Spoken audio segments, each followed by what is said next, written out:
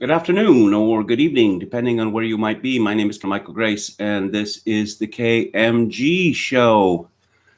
So, I've reached a milestone in life. This is my 65th birthday. Frankly, I never thought that I would get this far. Both my grandfathers died before I was born, and as a young man, I thought that I was in some way genetically doomed. Also, for most of the last 20 years, I have been effectively out of work. So I wondered whether I was going to, you know, become homeless or starve or something like this. But here I am, and I thought that I would address my milestone with a poem. It is from one of my favorite poets, Eduard Murica, who is from Swabia in Germany.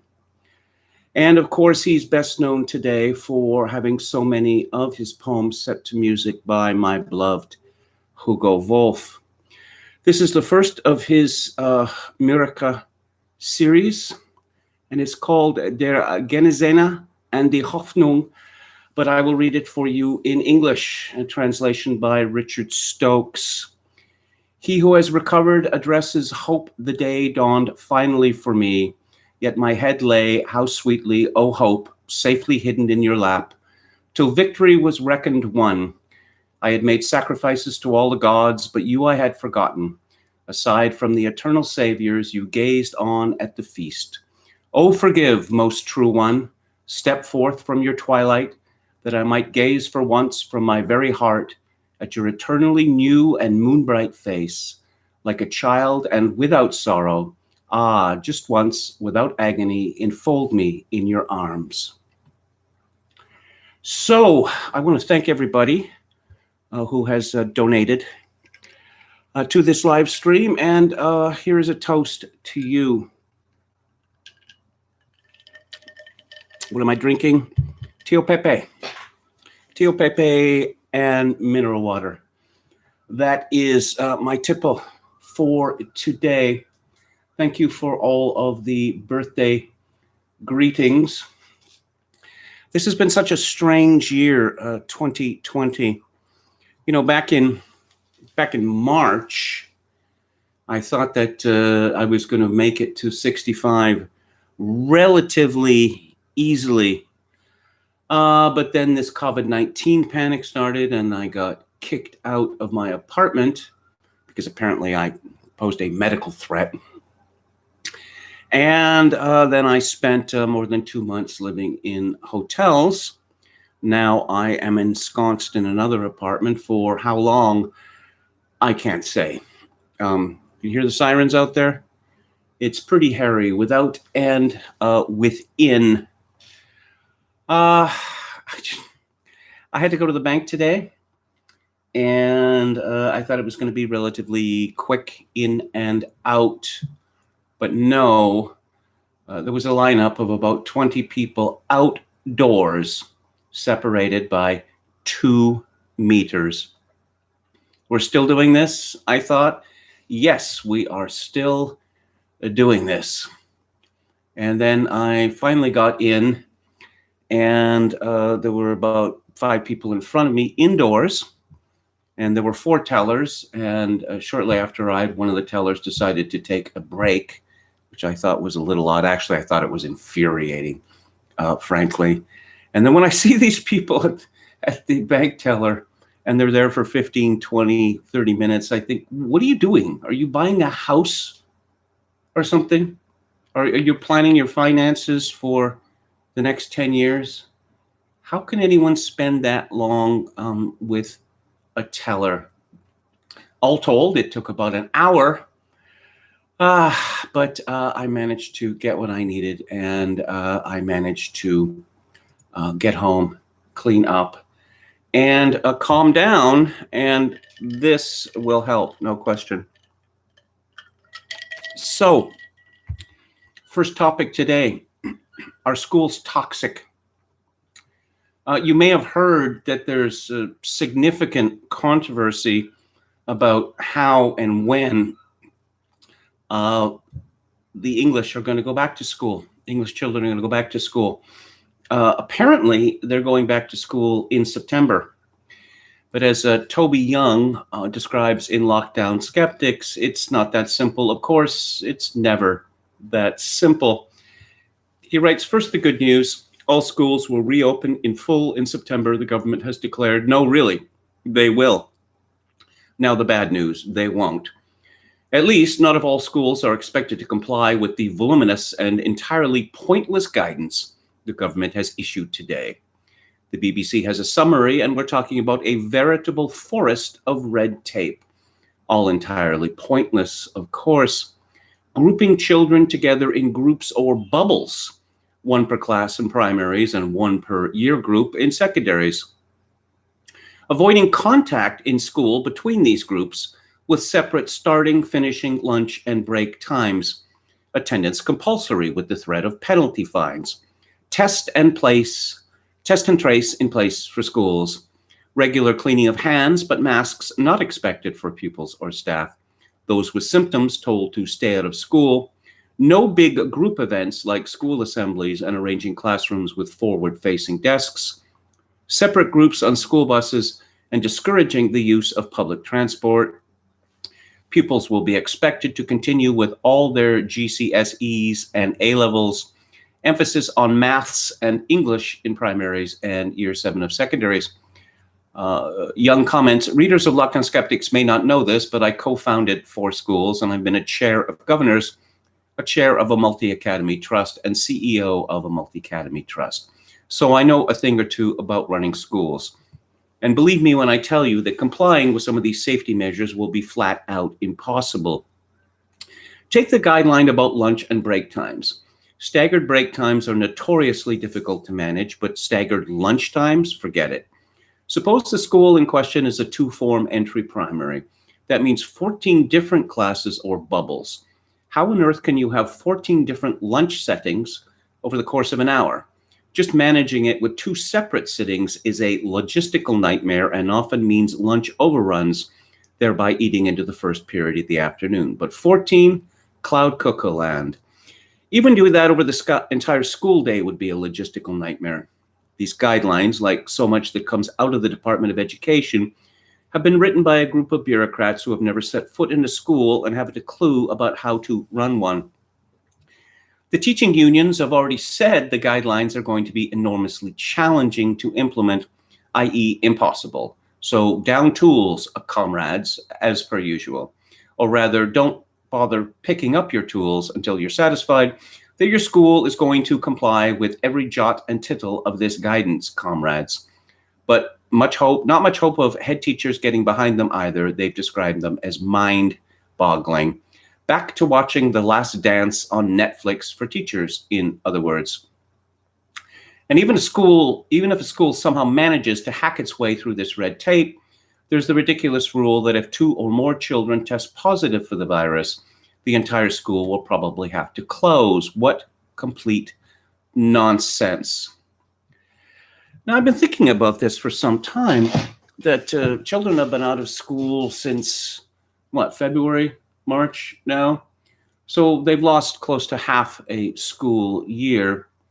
And I hear a lot of talk about the damage that this has caused, and I wonder if that is really true. Because as far as I can tell, today's school children, particularly in elementary or what Americans call grade school, they probably spend about 3 hours a day actually learning and the rest of the time buggering about. And much of this buggering about is indoctrination. Now, the public school system is not really all that old. It is, I don't know how old in its present form, 100, 120 years old or something like that.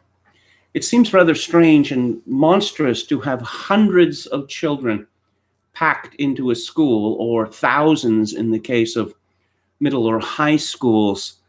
And these are societies all on their own. And these societies have an ethos, and this ethos is not good for children. Not at all. It's difficult enough for parents to attempt to raise their children, given the media. But schools are perhaps even more destructive than that. And to give an example, I'm going to point to something that appeared on a popular website called Mumsnet. And this was from June the 28th. The genderbread person writes, I mentioned this on another thread, but as a worker in a high school, we have found out during weekly phone calls home that since lockdown, that most of our female to male students have detransitioned, perhaps as there is no longer the group peer pressure or affirmation from teachers. I was interested to see if there are any more examples. The other thread was started about Dr. Haddock, and I felt this was worthy of its own thread. In our school, there were 9 girls out of approximately 160 students, year 9 cohort, who identified as boys. 7 have now detransitioned since lockdown, and 1 is considering it. One of those 9, I would have said, out of those 9, I would have said 3 of them weren't as committed as the others, and had said they were thinking about being non-binary, but were keen to remain part of that friendship group. It really is infectious. I've been informed of late that, well, for decades, as far as transitioning goes, it was all male to female, almost exclusively. I'd say probably about 95% or more, but incredibly, now it's in the other direction. There are more women transitioning to men than men transitioning to women.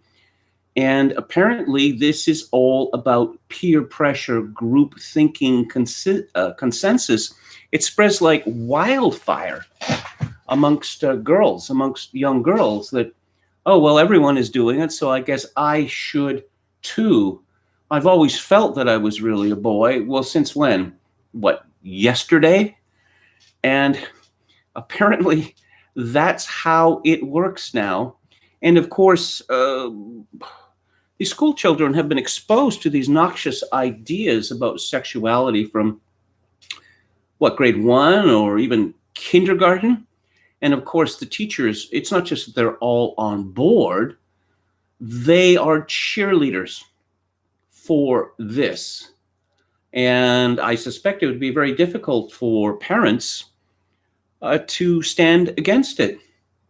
I suppose they could take their children out of the school, but that would raise suspicions and might get them in trouble with the authorities, the social service authorities. It's an entirely toxic atmosphere in public schools now. That, again, what is the purpose of public schools? I mean, John Dewey, who is responsible for, I suppose, the form of public education in the West, he very much advocated that its primary purpose was to create citizens, of course, the right kind of citizens.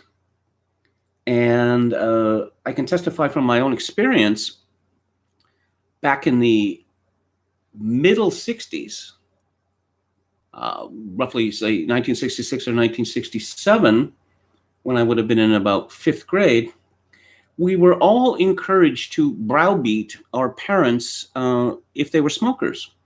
And at the time, both my parents were. So for about a week or two, every single day, I was telling them about just how bad for their health smoking was.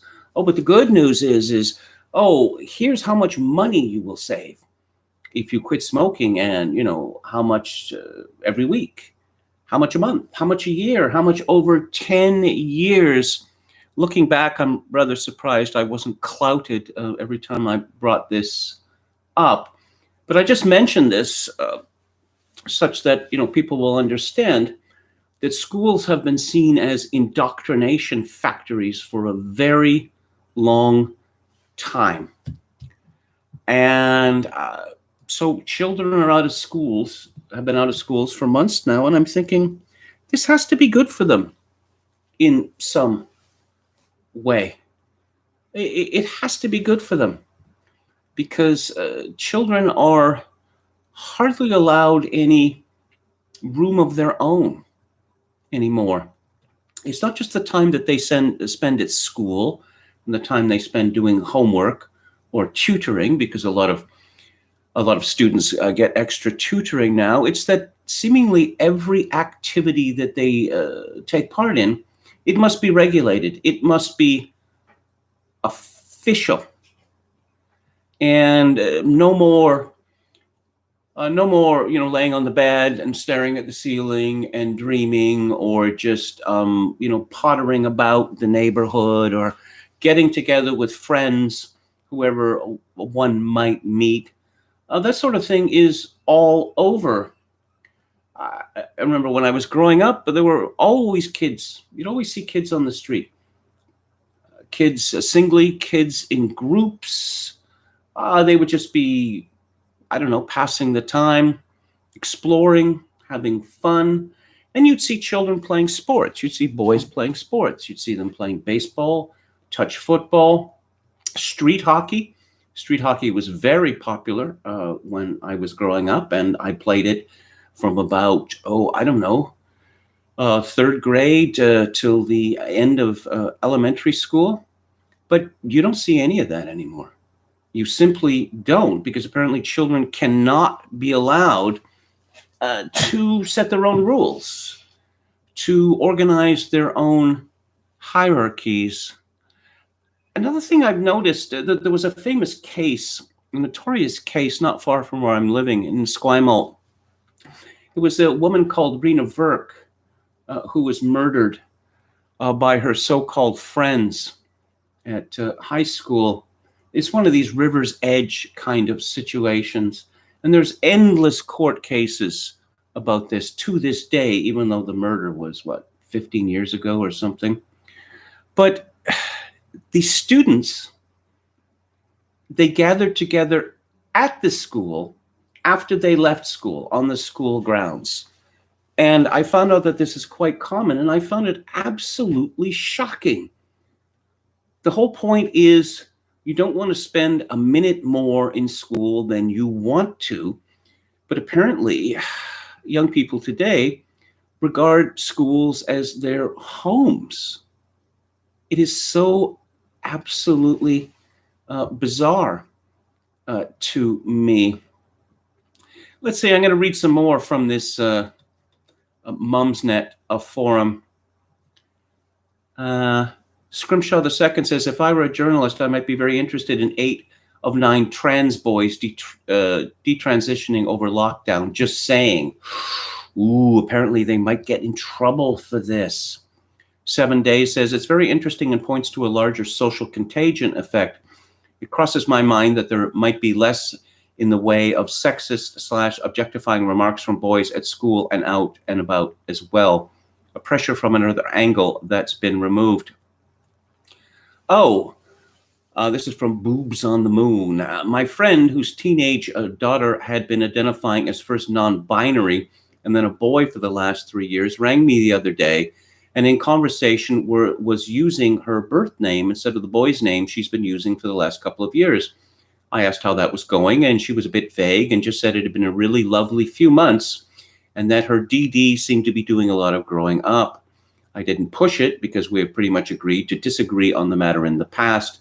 I use her preferred name and pronouns, but my friend is well aware I think it's all bullshit. Prolfeed says, is anyone aware of any academics who are brave enough to be researching detransitioning? The last I heard was the refusal of Bath to fund James Caspian. I'm kicking myself because 10 years ago, I had a wave of girls in their mid-teens wanting to take part in a small-scale gender study, and I had to turn them down. Interest is now partly increased due to guilt. I didn't see any of this coming, but I could and should have. Yes, this effect has been noted on here and discussed. A different thread called Beautiful Thread by Mom of Desisting Teen Trans Boy. It's a very interesting phenomenon. Party Stress says, I wonder whether, as well as a break from social contagion, it's a respite from the adolescent male gaze, banter, etc. Over here says, I've also found lockdown has been beneficial to my DS2 who has a diagnosed ASD. Obviously, this is only tangentially related to what the original poster is saying, as he has no identity issues going on. But I think the pressure release of no school has been good for some kids. And yeah, again, if public schools result in large numbers of children deciding that they are a different sex, then there's obviously, that should be sufficient for major changes. But of course, the teachers, the administration, and the school boards, as well as the politicians who monitor them, are all in favor of this. They think that this is some sort of victory for these children. These are the same people who lament the stratospherically high suicide rates amongst transgender people and somehow blame the normies for this, when it would have been, when they had an opportunity to do something about it before these people were pushed or dragged into taking steps which would lead them on a line to suicide. So let's go to chat. Let's go a little early here. Let's see what we got. Again, thank you for the thank you for all of the happy birthday greetings. Jonathan Pohl says fermented frog juice. As I say, Tio Pepe. Here it is. And it is a dry sherry. And Tio Pepe, of course, means Uncle Pepe. And I joked years ago that this is obviously should be the official drink of the alt-right. Of course, the alt-right doesn't exist anymore.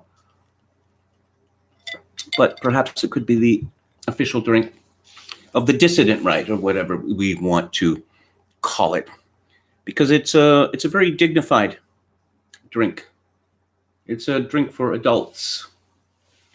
It is not alcoholic sugar, which seems to be so popular with the kiddies these days, and particularly with women. Metal Mike says, did the CPP come through? Not yet. Not yet. We shall see. Aslan said, I think Fakebook and Twitter may have also had their bandwidth put on choke hold. Yeah. Interesting thing with Twitter, for about a year now, I have been locked into about 8,400 followers. No matter how many new followers I get, and there are several hundred every month, it always stays around 8,400. It could be that they're hiding the number of followers to me, or it could be that for every follower I gain, it's decided, across the Twitter universe that someone must be suspended or banned. But in addition to that, I found that, a couple of years ago, I was getting about 1.5 million impressions every month. And that fell drastically. I could probably get it up to 1.5 million again, but that would require me tweeting about 2 or 3 times as much as I do normally. And as I've said earlier this week, I spend too much time on social media as it is. What I write on Twitter, it apparently only goes to those people who follow me. It doesn't seem to show up when people are searching hashtags. Jonathan Pohl says Lord of the Flies is the model for public schools.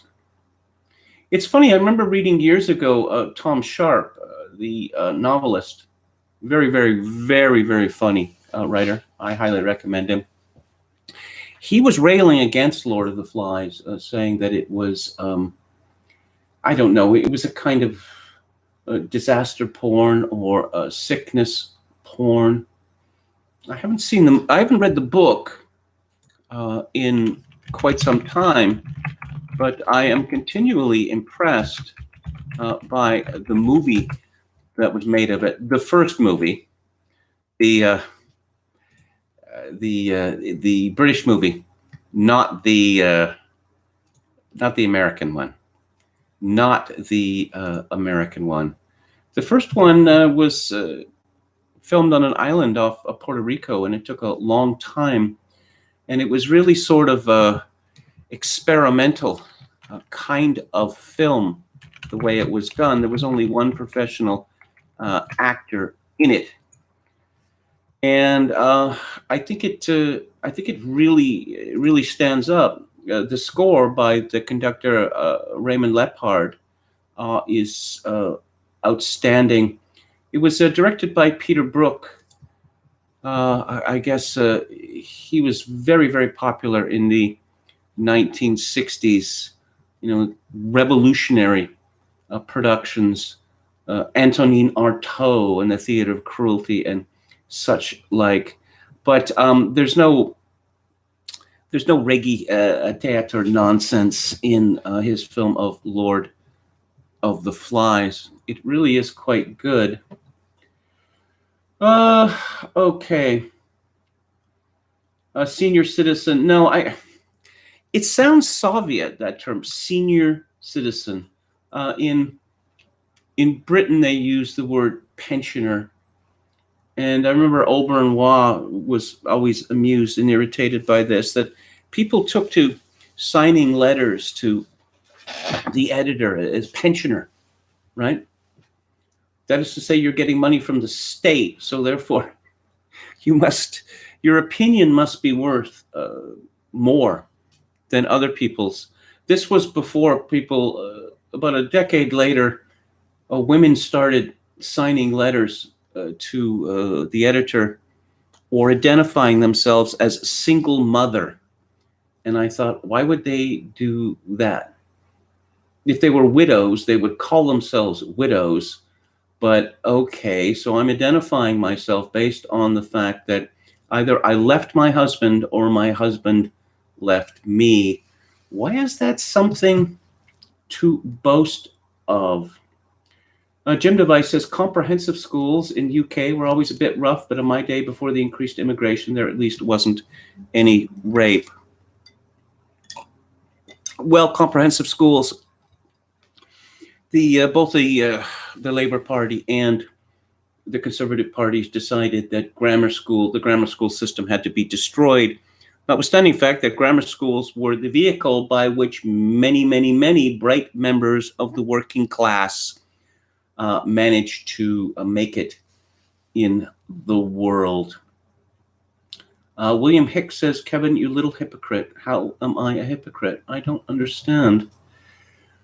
Alex DeLarge, sitting in front of screens, consuming paused entertainment.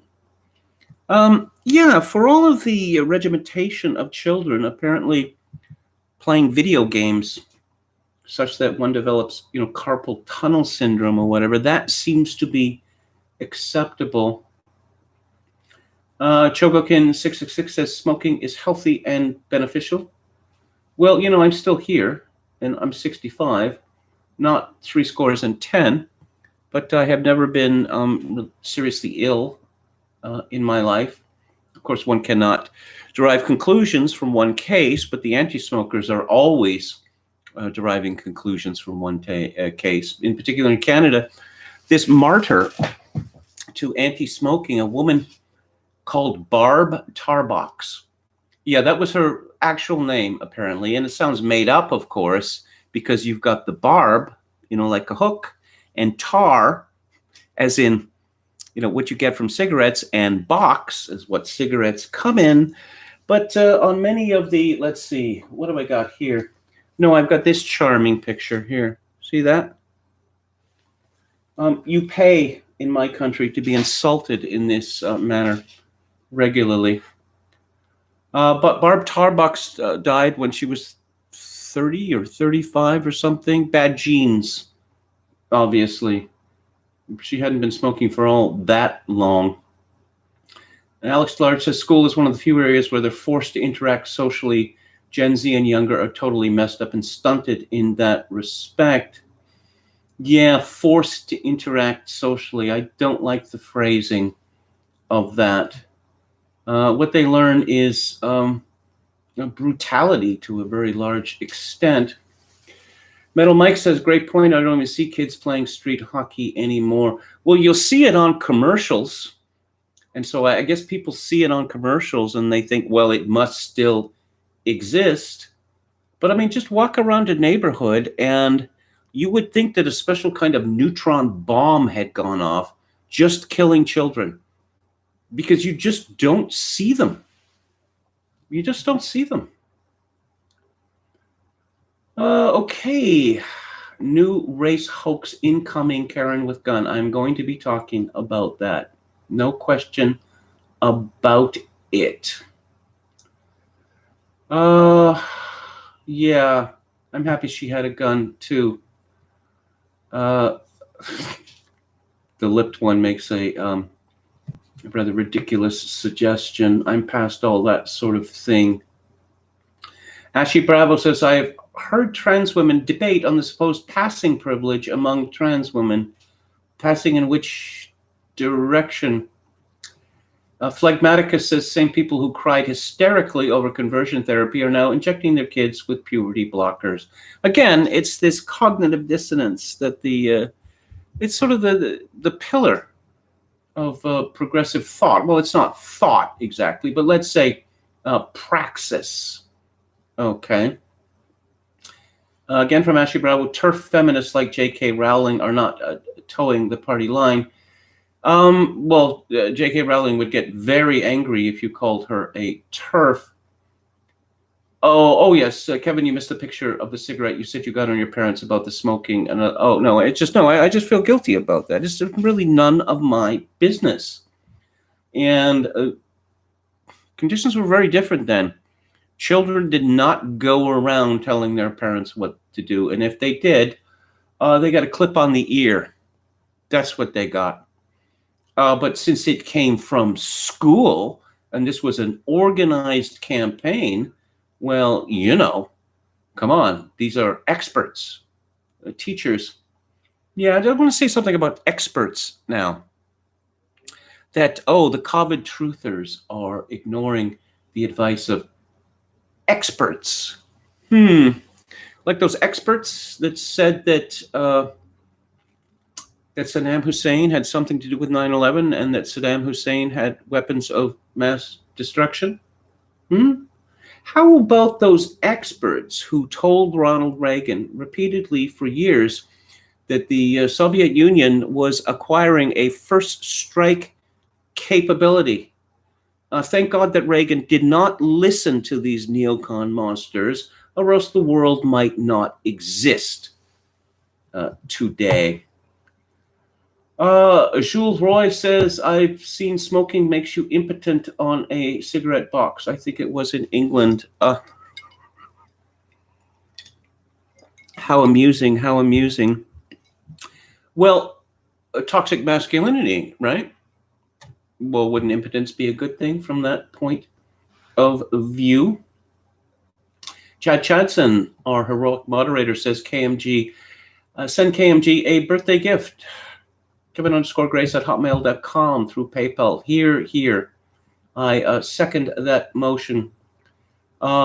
Ghislaine Maxwell, I am going to be talking about her shortly.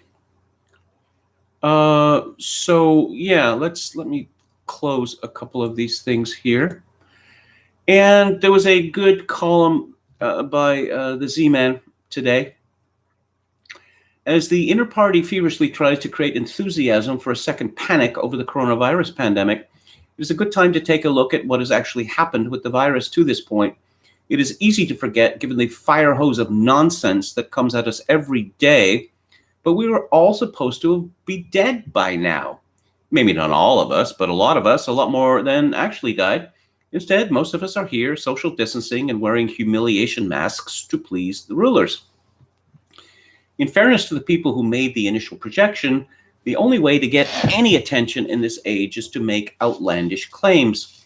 Everything about the modern media culture has evolved to reward the freaks, the crazy, and the outlandishly dishonest. So the model makers probably felt they were doing the right thing. They wanted the rulers to treat the virus as a serious threat, so they were okay with rolling out doomsday predictions that were not grounded in reality. That has not stopped so-called experts from putting out nonsense studies to feed the demands of alarmists. The undercounted fallacy will probably be with us through the election, as that promotes second wave fantasies. In reality, the death toll from the virus is probably overstated, but is going down quickly nonetheless. That's because of two things that we see with all pandemics. One is that the most vulnerable die first, and the other is herd immunity. COVID is following the same course. A good example of the power of mass media to warp the truth is how the phrase herd immunity was quickly turned into an epithet. Even now, alarmists sneer about herd immunity as if it is voodoo. The fact is, the way forward for this thing was always going to be reaching an infection level that slowed the spread of the disease. The only question was how quickly it could happen without creating problems in the healthcare system, such as shortages and overcrowding. That was the whole point of the lockdowns. There's never going to be a vaccine, and there was never going to be an eradication of the virus. We've been trying to come up with a vaccine for a coronavirus for a long time. Nothing has come close to working, so planning for one is foolish. Instead, the best approach is to get the young and healthy out there, infecting one another and building up their immunity by young and healthy. That means under 60 and free of serious diseases. In other words, the lockdowns were a dumb idea. Perhaps they were understandable in a panic, as politicians are stupid and like mischief. Now they make no sense at all, at least in terms of dealing with the virus. If there is going to be a second wave, it will be an economic wave. The inevitable COVID flare-ups in pockets of the country this fall will simply be the result of slowing the natural spread of the virus and delaying the progress toward the herd immunity threshold. For those interested, the panic over COVID is a useful primer on why mass democracy coupled with mass media is a suicide pact. If America were run by a dictator or even a junta, the first step in fighting the disease would be controlling the flow of information about the disease. The media would be tightly controlled and prevented from spreading fake stories about overrun hospitals and people dying in the streets.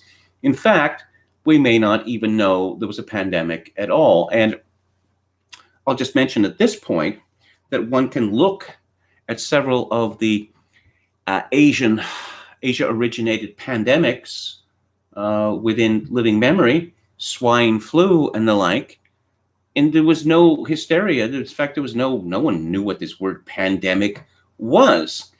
I suppose that the media was more mature then and understanding that these viruses come along once in a while and they kill a bunch of people and then they move on.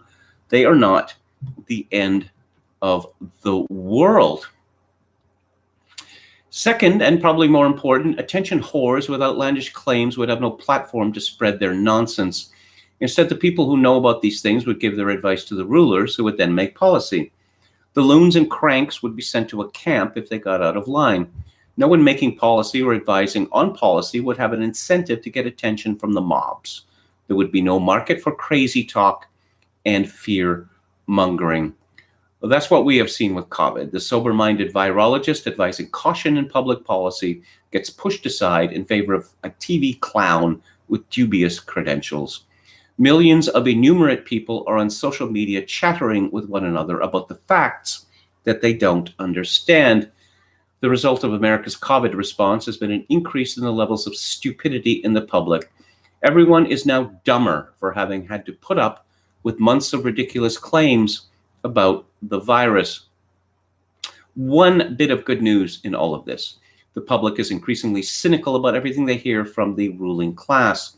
The lies and sadistic punishments in the virus panic moved a lot of people from partisan to hostile. The effort to gin up a phony second wave panic to help Joe Biden in the election will probably be met with a second wave of hostility much bigger than the first. Well, from your pen to God's ear. In the end, what we have is a very expensive lesson in the folly of mass democracy and mass media. Both are based on the premise that the more stupid people you add to the mix, the greater the collective intelligence of the whole. It's as if group intelligence works in series rather than parallel. In reality, the more people participating in politics, the faster dumb ideas are created and allowed to zoom around the system. The folly of mass democracy and mass media. People have to be thinking about this, because 2020, first the sanitary dictatorship, and then, oh, Black people, we worship you, Black people. What must we do for you, Black people? Is that enough? No, it's not enough. What more can we do for you? These two reactions, these are not the sort of things that sane societies would do. Why is it happening? Well, part of it is because we're stupider and more ignorant than we were previously, but of course the media, and especially social media, has a lot to do with this. Also because our leaders are not fit to rule. Ooh, I couldn't do anything that would be unpopular. Oh, really? Why not? How do you know that something's going to be unpopular until you do it? Maybe you do something and then it's unpopular for a while, and then it becomes popular. I remember after Reagan was elected, or after he became president in 1981, he was determined to squeeze inflation out of the American economy, which he did. It took about 2 years. And for 2 years, the media, led by Dan Rather, was howling that Reagan was finished, that he was going to get, 30% in the next election, et cetera, et cetera, et cetera. In 1984, as it turned out, he won one of the biggest amounts in the history of presidential elections. If he had decided that he wasn't going to do something because it was going to be unpopular for a long time, well, the history of the United States would be very different. And the same thing happened with regard to inflation with Margaret Thatcher. Someone named Tim James has written a post at Hector Drummond magazine called A Perspective on the Ethics of Lockdowns. James manages legal liabilities arising from industrial disease cases. He writes, in the ongoing debate over the merits of the United Kingdom's various lockdown measures, the focus has understandably been upon comparing the number of lives the lockdown has allegedly saved with the price that society and individuals have paid in return. It has been viewed in terms of a cost-benefit analysis. However, there are more fundamental issues at stake, which are frequently overlooked when making these comparisons. The ethics, morality, and legality of the government's actions should always be paramount. It is often claimed by lockdown supporters that those who oppose it are more interested in money than lives, because the latter are seeking to protect the abstract and nebulous entity known as the economy, which apparently has very little to do with the lives of lockdown enthusiasts. While the economy is, of course, the life support system upon which everyone depends, lockdown skeptics quite rightly point out that the real argument is not one of lives versus money, but lives versus life.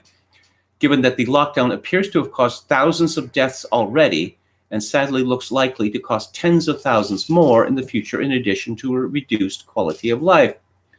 The efficacy of lockdowns has been endlessly debated, and I will not revisit the arguments here. The assumed benefits of this are, at best, unproven. Despite this, it seems that faith in their effectiveness is deeply ingrained in many otherwise educated people who actively refuse to consider any evidence to the contrary. The enormous economic and human cost of the lockdown should have been obvious to the government from the start. A highly complex and interconnected modern economy cannot just be switched off and switched back on again without great cost to society. It appears that the effects were significantly underestimated. Even if lockdowns were proven to be effective and their costs far lower, that would not in itself provide ethical justification for their use. The ends do not automatically justify the means. Early into the lockdown, the Nuffield Council on Bioethics expressed its concern over the government's narrow focus in this matter. A fundamental point seems to have been ignored by the majority. When counting deaths from or with COVID-19 against those caused directly or indirectly by lockdown, we are not comparing like with like. Deaths from COVID-19 are deaths from natural causes, wherever you believe the virus originated. The government does not have a responsibility to prevent these at any cost, despite the repeated pledges to do whatever it takes to beat the virus. Conversely, deaths resulting from the lockdown will be deaths resulting from reckless human intervention. Those deaths are their moral responsibility. The government has no moral authority to sacrifice the lives of those at little or no risk in the uncertain hope of saving the lives of those who are. It is unethical and arguably unlawful for a government to take such drastic measures in the uncertain hope of saving some lives, when the cost of doing so will almost inevitably cost many other healthy lives, both short-term and long-term. Cost-benefit analysis. I don't really think that our leaders are up to that sort of thing. I don't seriously know if they even know what that means. I'll give you an example. This is not an exaggeration on my part. Oh, we're weeping all these crocodile tears for the old people. Oh, so what you're saying is all the old people should die. Well, the decisions made by the governor of New York, Andrew Cuomo, the Love Gov, who's dishing it 24/7, led directly to thousands of deaths, similar to what happened in New Jersey, similar to what happened in the Canadian provinces of Ontario and especially Quebec. So at the same time, we're crying these crocodile tears for the very old people.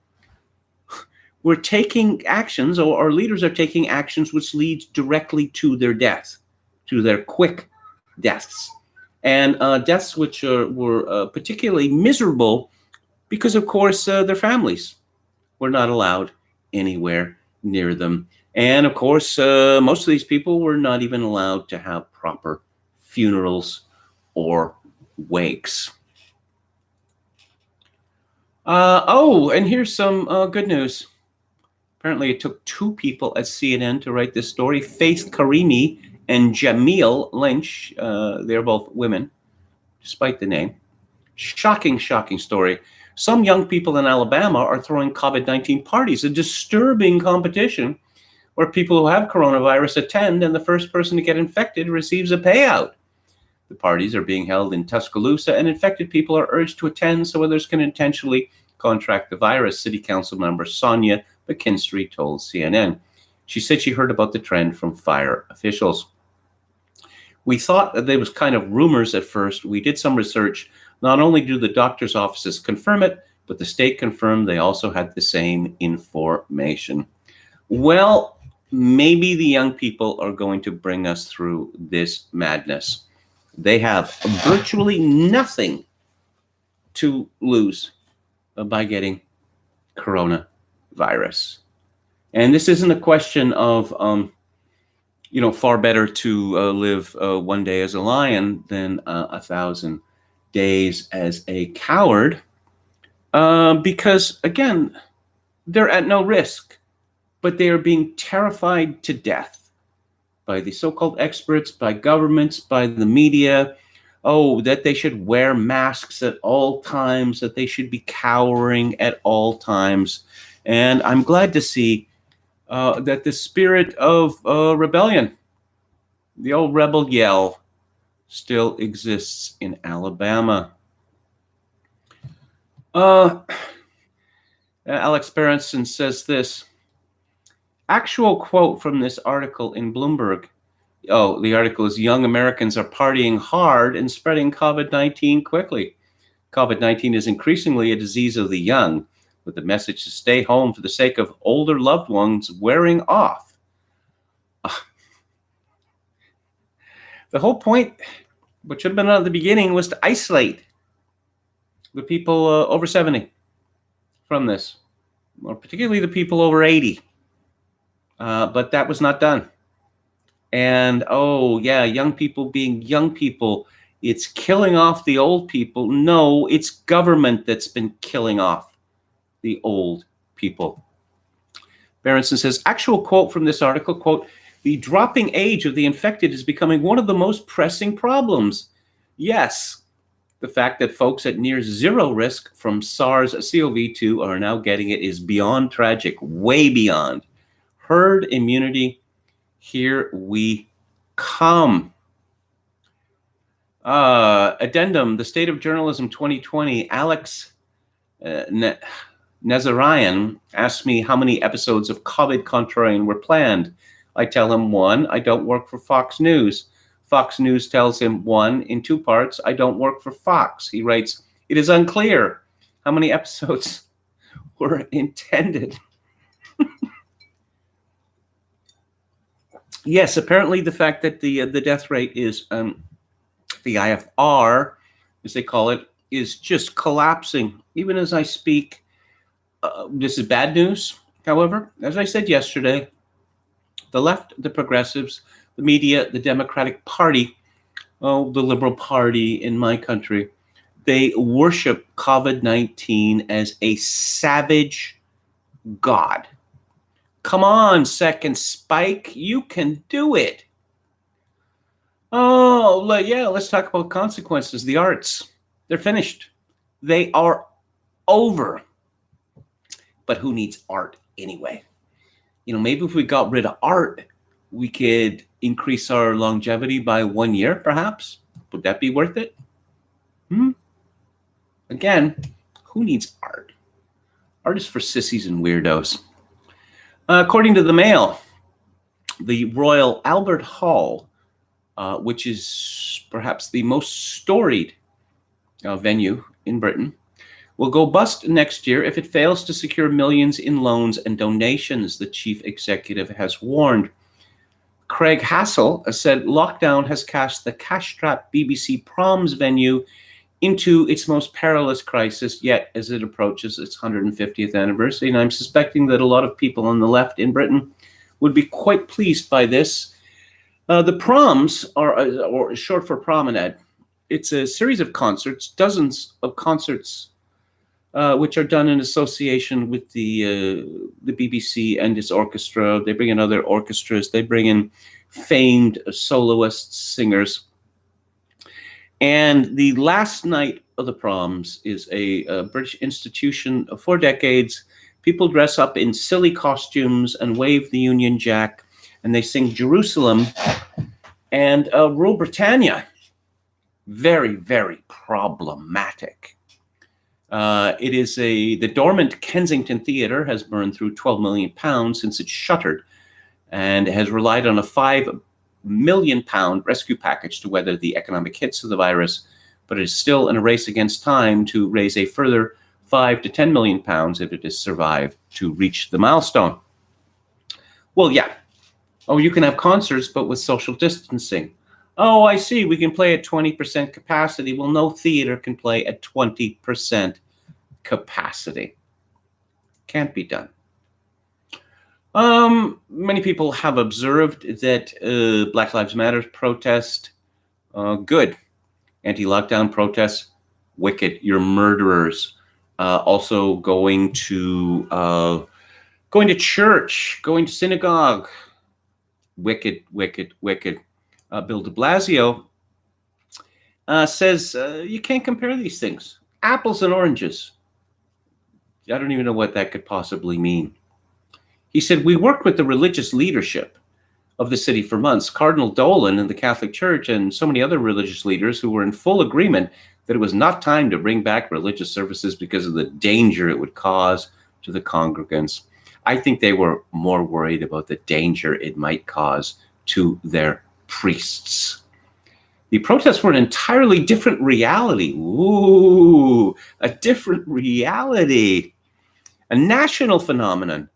Yeah, closing down all the churches is also a national phenomenon.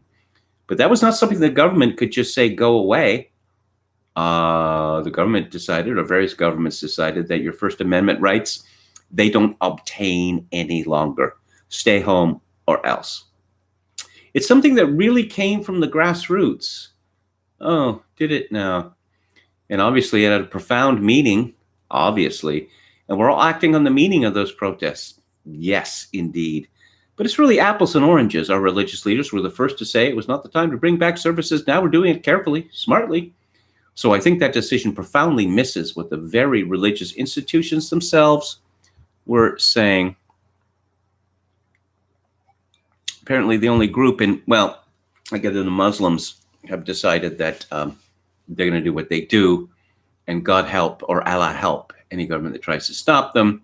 And the Jews, Orthodox and Hasidim in New York, have taken a similar tack. In fact, opening up their parks, which were closed by the cities, and good for them. Oh, so some bad news for Joe Biden today. This is from CNBC. Record jobs gain of 4.8 million in June smashes expectations. Unemployment rate falls to 11.1%. The expected increase was supposed to be 2.9 million. So this is 1.9 million higher. The unemployment rate was predicted to be 12.4. It came in at 11.1, which is 1.3% lower. Those on temporary layoff fell by 4.8 million in June to 10.6 million after a decrease of 2.7 million in May. Now, obviously, economic conditions in the United States are dire. But clearly, the hope of the Democrats and the media was that America was going to spiral. Unemployment was going to reach 25-30%, surpassing the Great Depression. So that maybe Trump wouldn't even make it to the election. Maybe he'd just be hauled off and dealt with. I would like to see a breakdown by state, because it seems fairly obvious to me that it's the Democratic states, which are still largely locked down, which have suffered the most and continue to suffer the most. And what Cuomo and these other governors like Gavin Newsom are saying, yeah, just stick with us. The pain is going to be worth it. You won't have a job. Maybe you'll never have a job again. But on the other hand, Joe Biden will become president. Yeah, I wonder how many people actually will take that deal. Joe Biden, very upset at Donald Trump celebrating this good economic news. Politicians aren't supposed to do that. They're supposed to lead off with saying, oh, this is very good news, and we hope that the economy continues to improve. And then you add some caveats to that. No, Joe Biden said from the very beginning, no, this is bogus, it's phony, and it's all going to end in tears. It's all just a disaster. And the Federal Reserve stepped in from the Hill. Federal Reserve officials expressed fears in a meeting last month that a second wave of the coronavirus could send a reeling U.S. economy deeper into an unprecedented recession, according to minutes. Well, we're talking about a depression, actually, according to minutes released by the central bank Wednesday. Fed officials also fretted that the ongoing loosening of restrictions imposed to slow the spread of COVID-19 would contribute to a significant increase in infections. So, as policymakers face a great deal of uncertainty driven by the faltering U.S. response to the pandemic. Well, it doesn't seem to be faltering in Republican states. Again, I'd like to see the unemployment data and the GDP data, while we're at it, from the state of New York.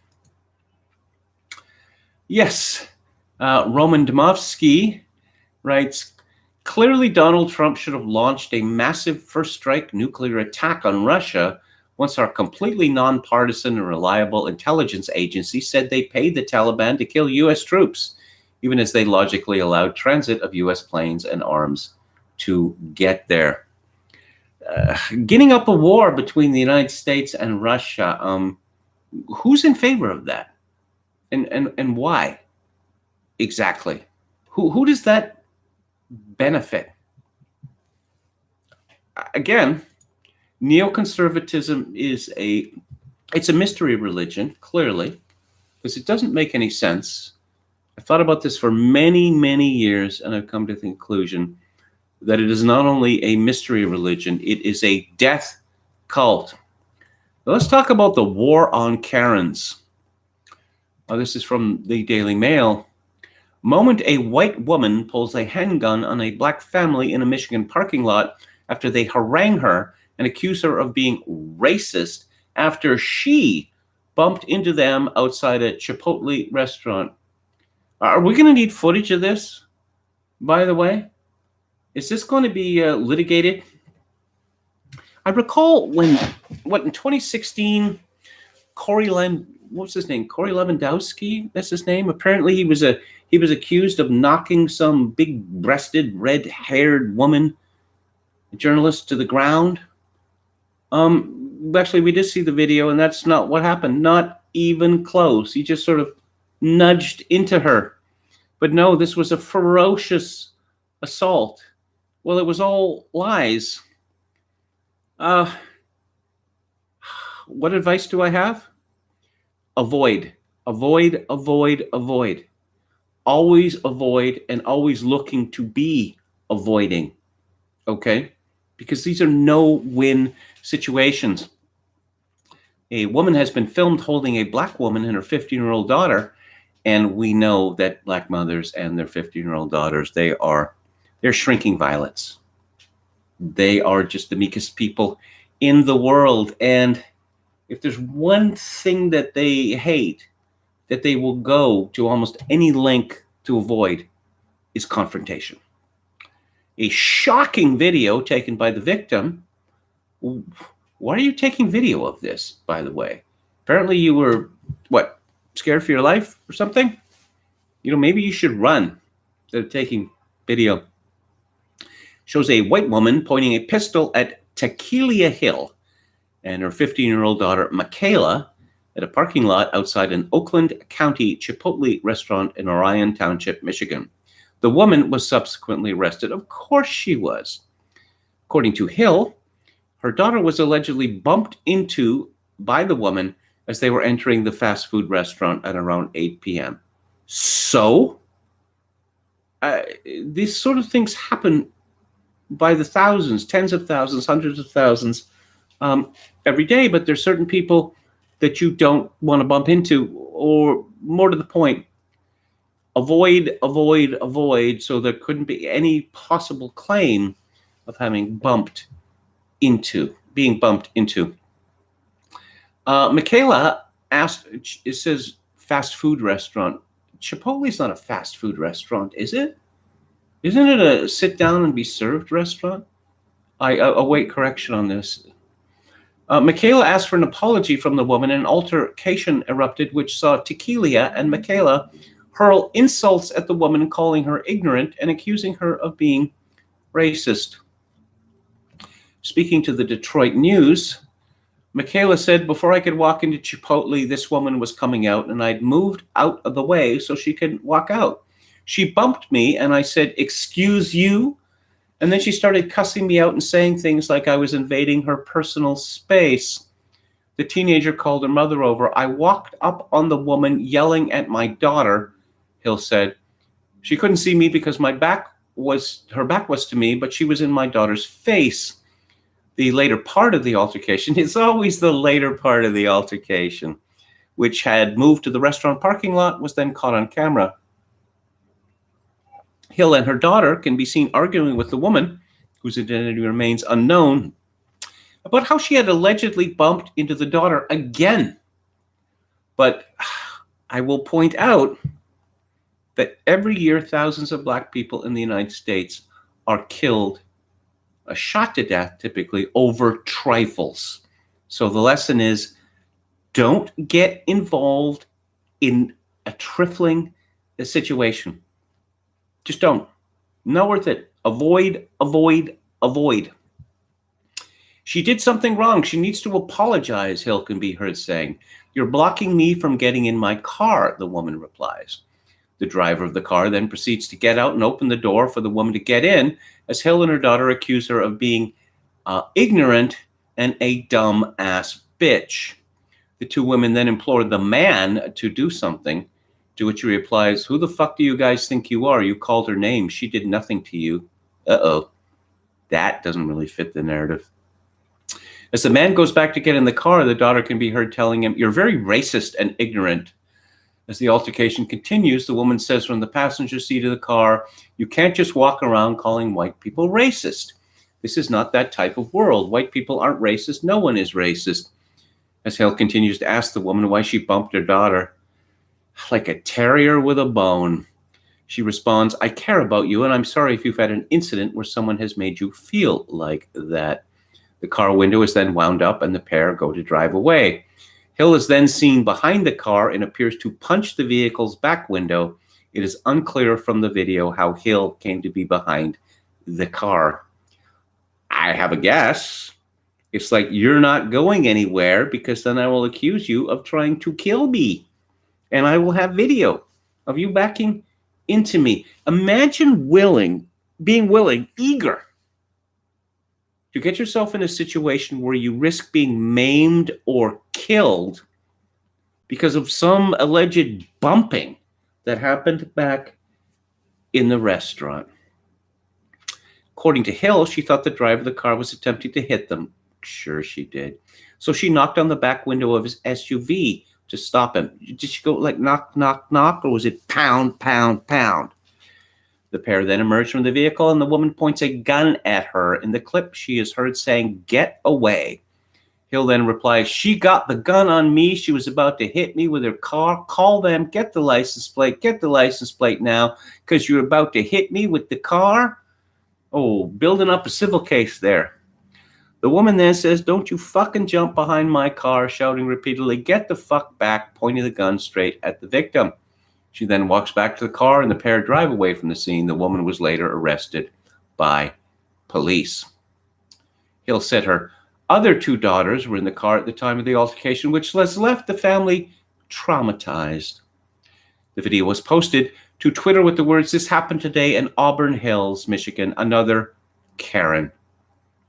The footage has since gained over 4.5 million views, sending shockwaves across the internet. A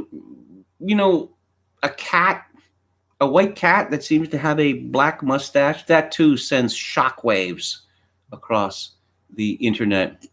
The incident comes as the concept of a Karen has come to denote someone who represents white entitlement amid widespread Black Lives Matter protests.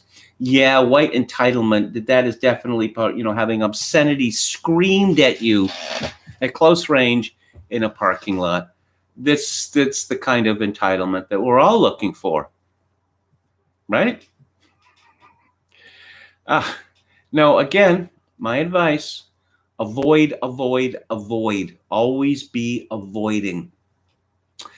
And such is the power of systemic racism that it turns Black people into white people, or as we found out last week, Chinese people into white people.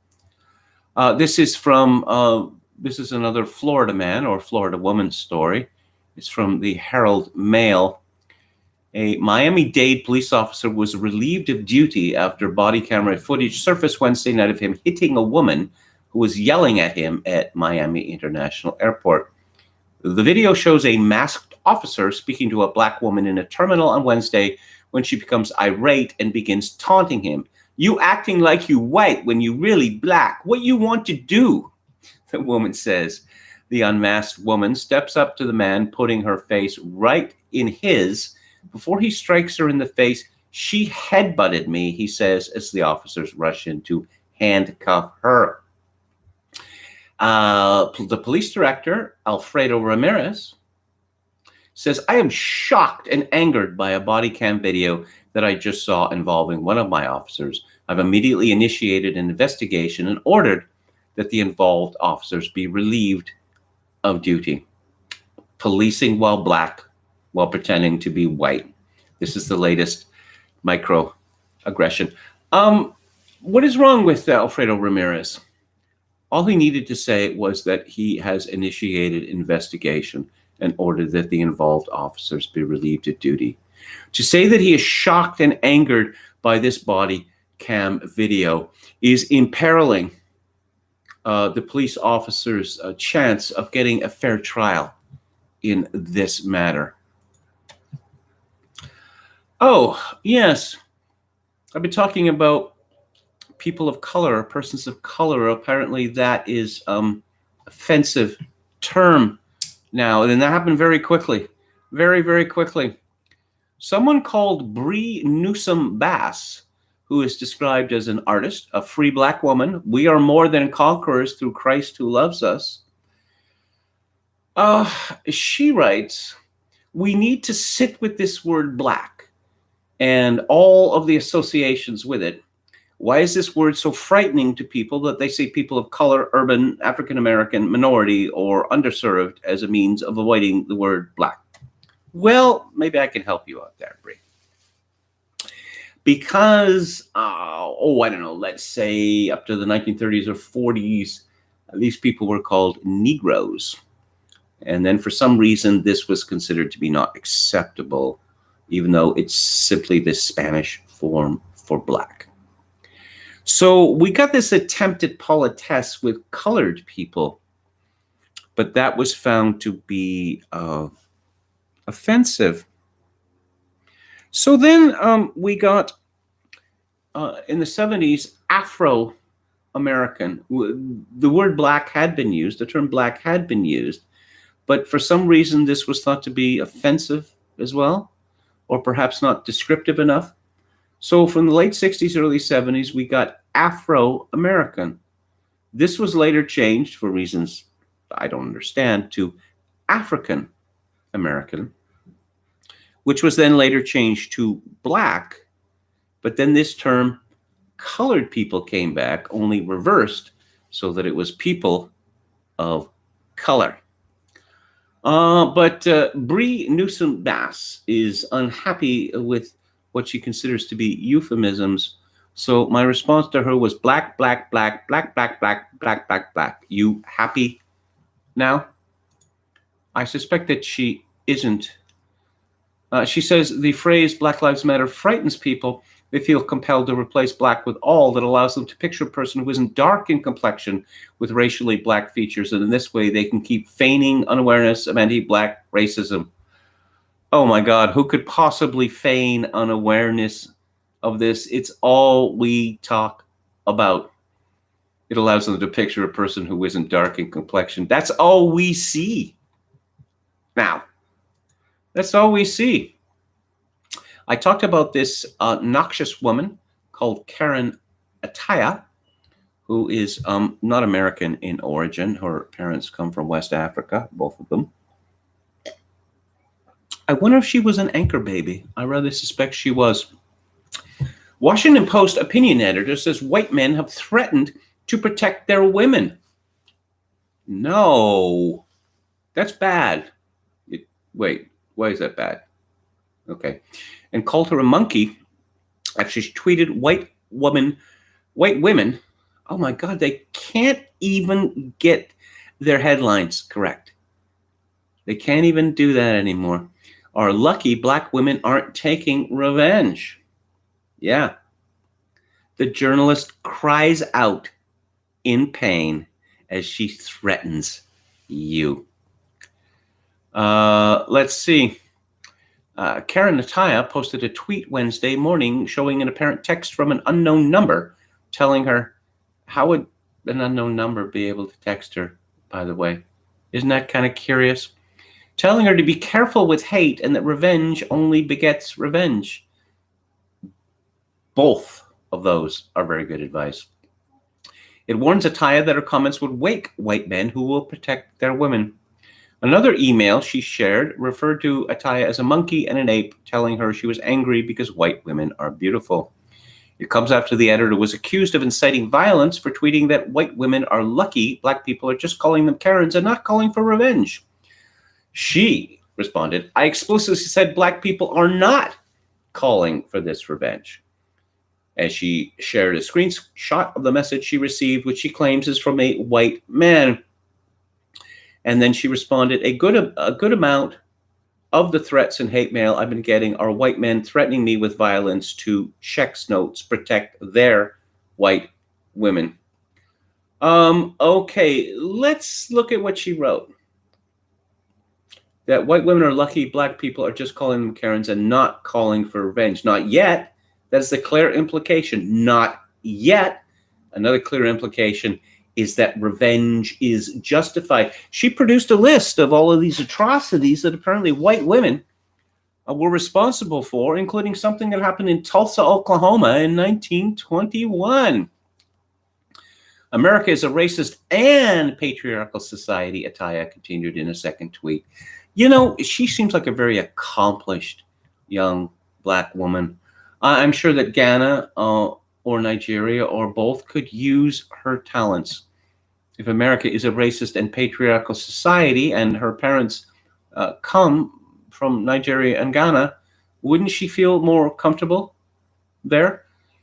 We cannot dismantle the full range of oppression in this society without addressing how toxic ideas of white masculinity interplay with the notion of protecting their women from black people.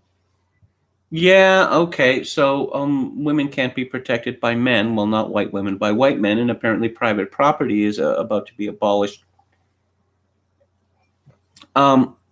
Yeah. Avoid, avoid, avoid. Always be avoiding. Just stop reading the Washington Post. I read the Washington Post so you don't have to. Yes, my inbox. Oh, them. Karen is a racist, dehumanizing slur. My inbox after challenging racism. No self-awareness here. None whatsoever. Particularly of her privileged position in society. Someone called Georgia herself, who, yeah, I looked this woman up, and she said white men protecting their women, as if, honestly, women, including those who happen to be white, don't need white men treating them as property, especially because those white men protecting their women often are the same violent ones who will kill them. Yeah, all right. I know that there are women who think this way.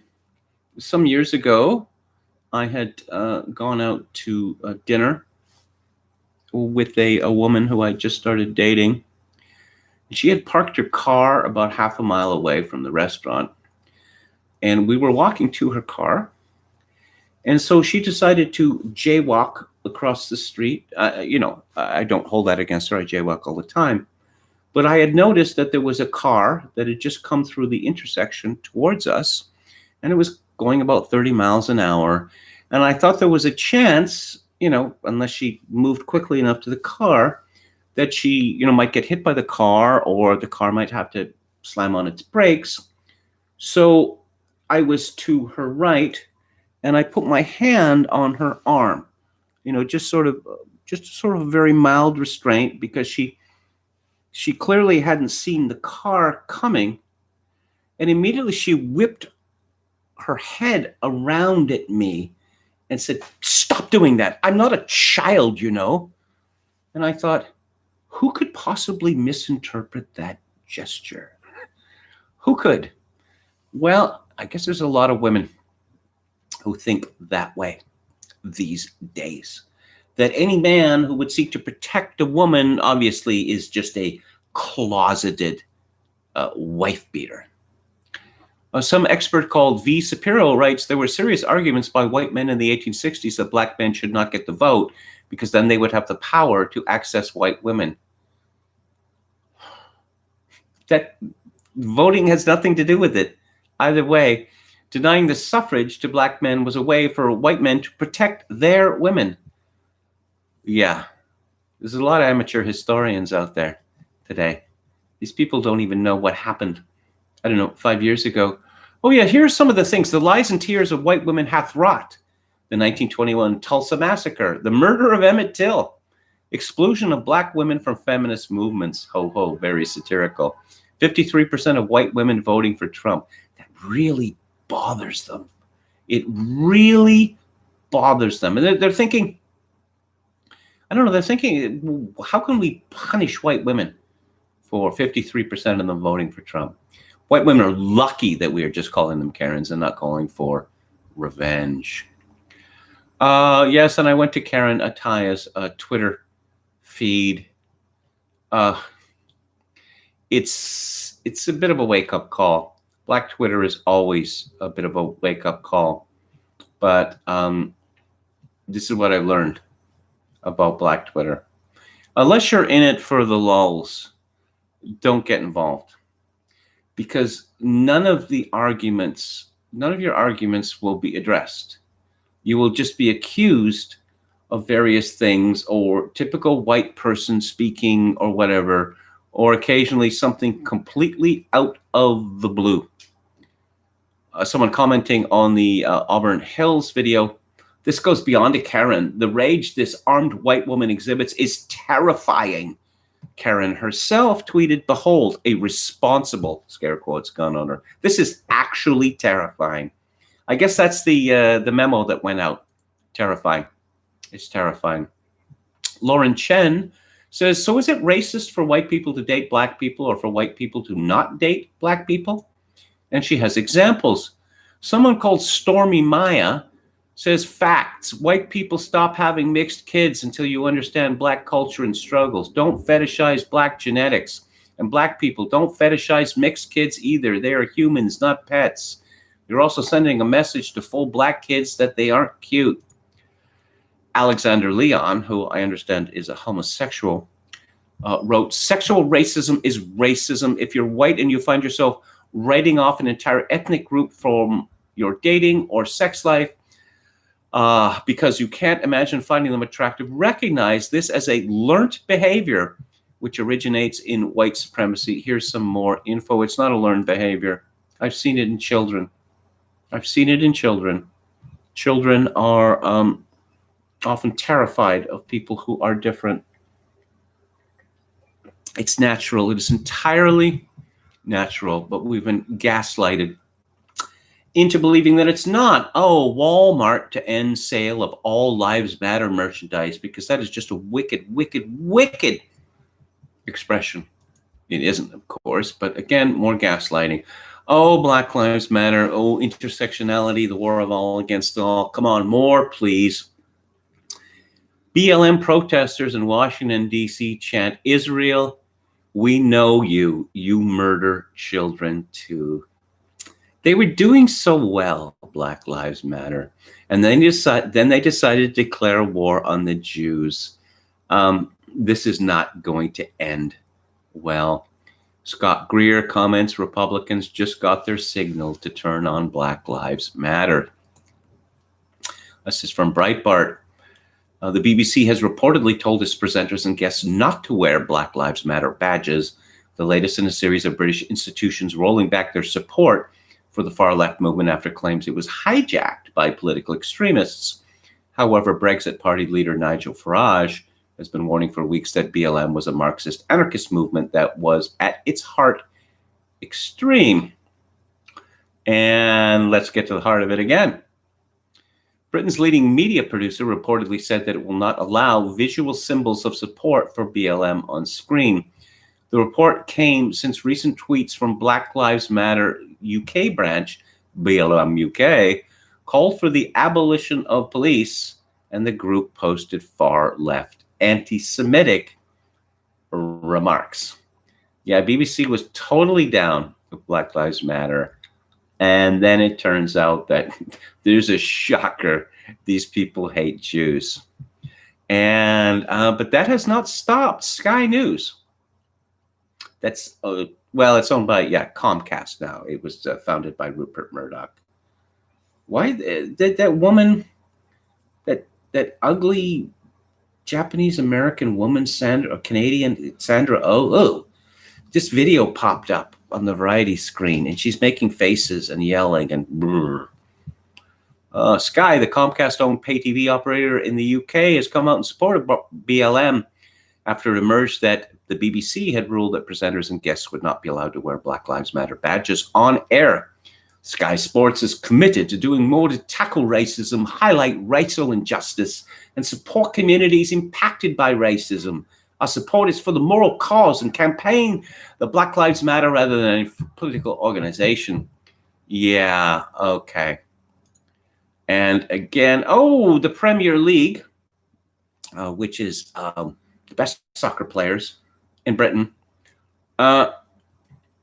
they're removing the names from all their jerseys, and it says Black Lives Matter instead. Also, there's a separate badge. They overestimating just how many black people live in Britain, because it's nowhere near the 13% in the United States. Sir Keir Starmer, who's the new Labour leader, he got into trouble. This may have just been him misspoking.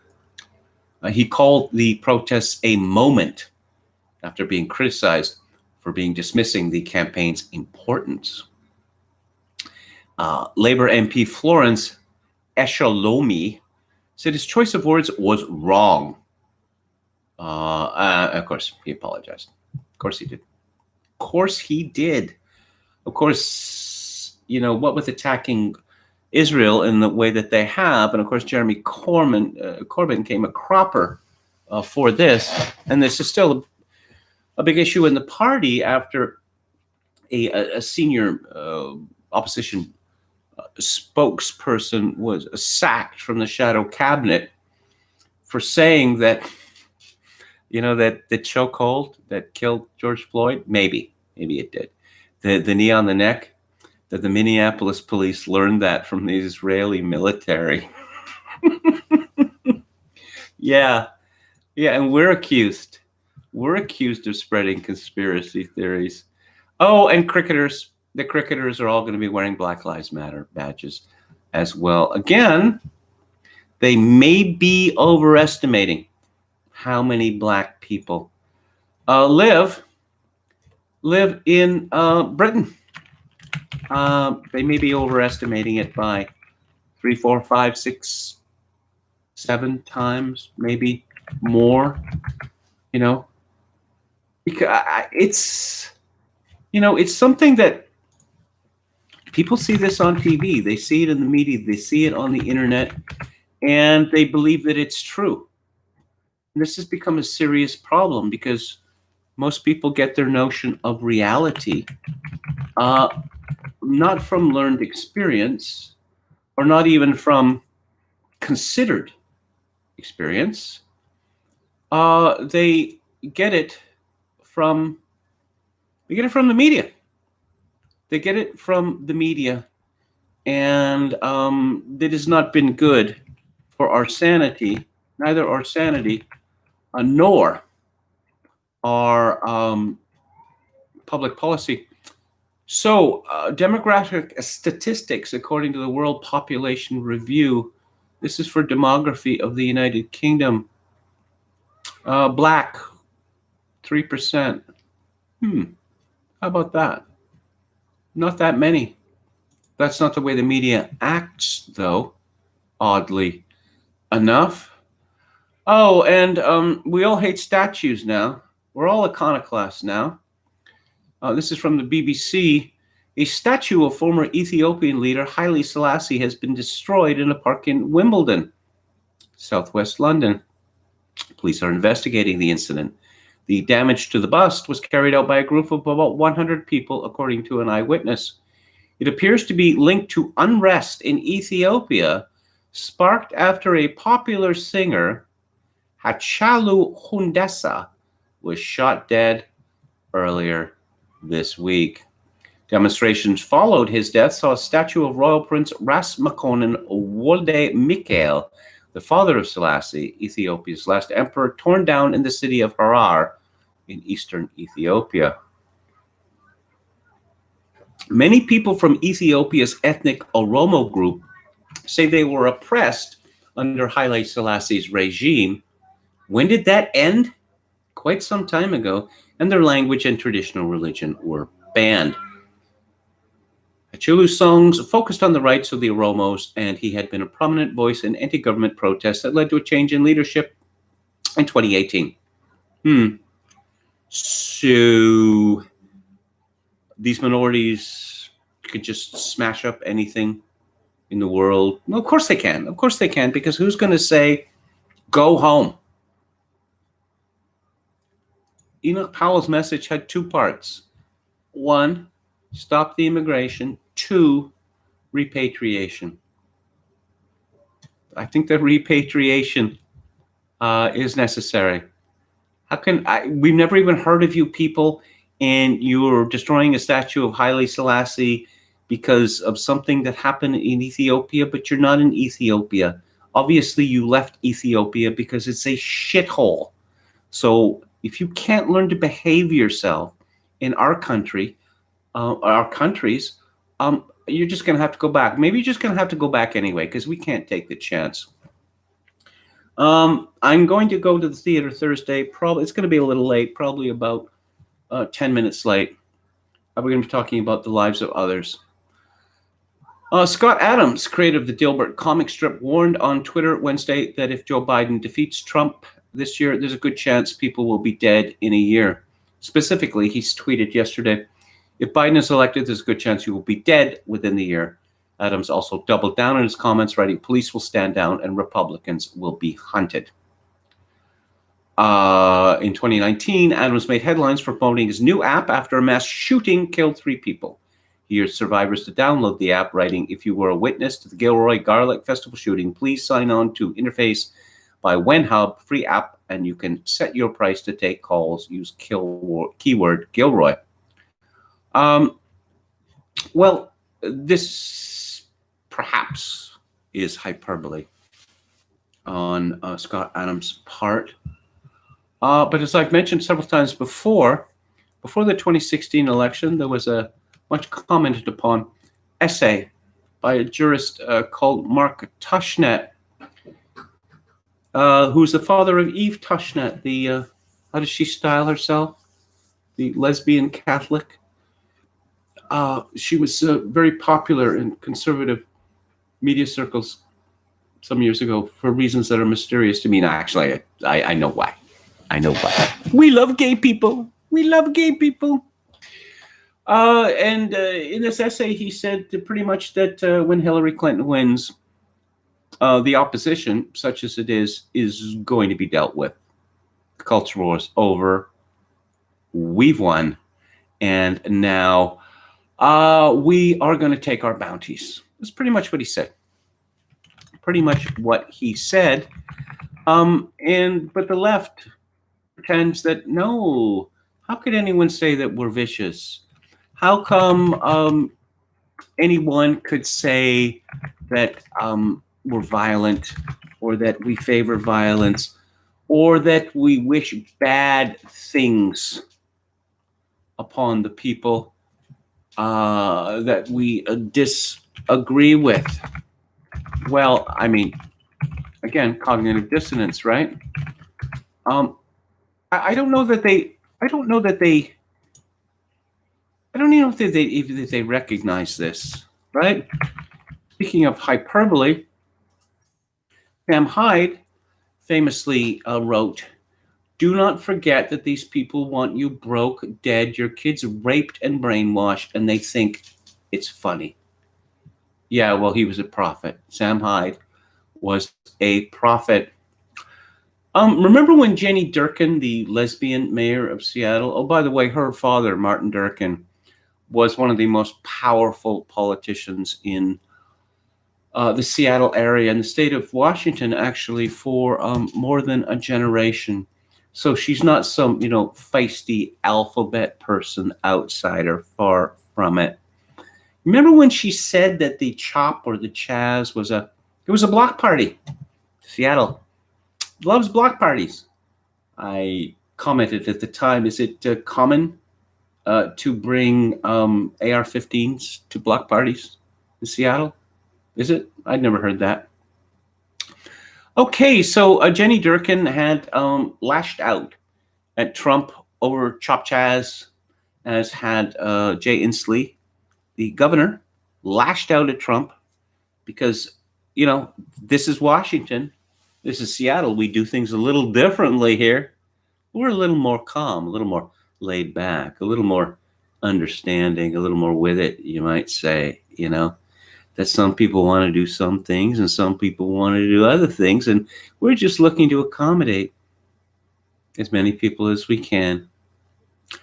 This is from the Washington Times. Jenny Durkin, the Democrat who let thugs take over a city streets and set up armed patrols to keep up police, is accused City Council Socialist Kashama Sawant of inciting riotous actions that led to a swarming of demonstrators inside City Hall, and get this, to Durkin's own home.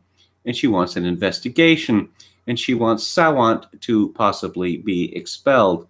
This is about as tit for tat as it gets. Durkin, the anti-law and order lady who also cavalierly let anarchists deface the local police department and take over blocks of Seattle streets and then toss out all the normal societal standards of law and order. This same lady now wants to demand a lawful and orderly investigation into perceived unlawful and disorderly behavior. Well, chop chaz, the police showed up in force with their batons, with their helmets, and it was pretty quick. It was pretty easy. And it seems that Jenny Durkin is, well, she's absolutely furious that this woman with this strange name, Kashama, she calls herself Sawant. I've looked into this. This does not appear to be her name. This does not appear to be her birth name or her legal name. Is it some sort of variation on Savant? Is that what it could be? She's phony. She was married to a Microsoft engineer who has an Indian name, and I looked him up.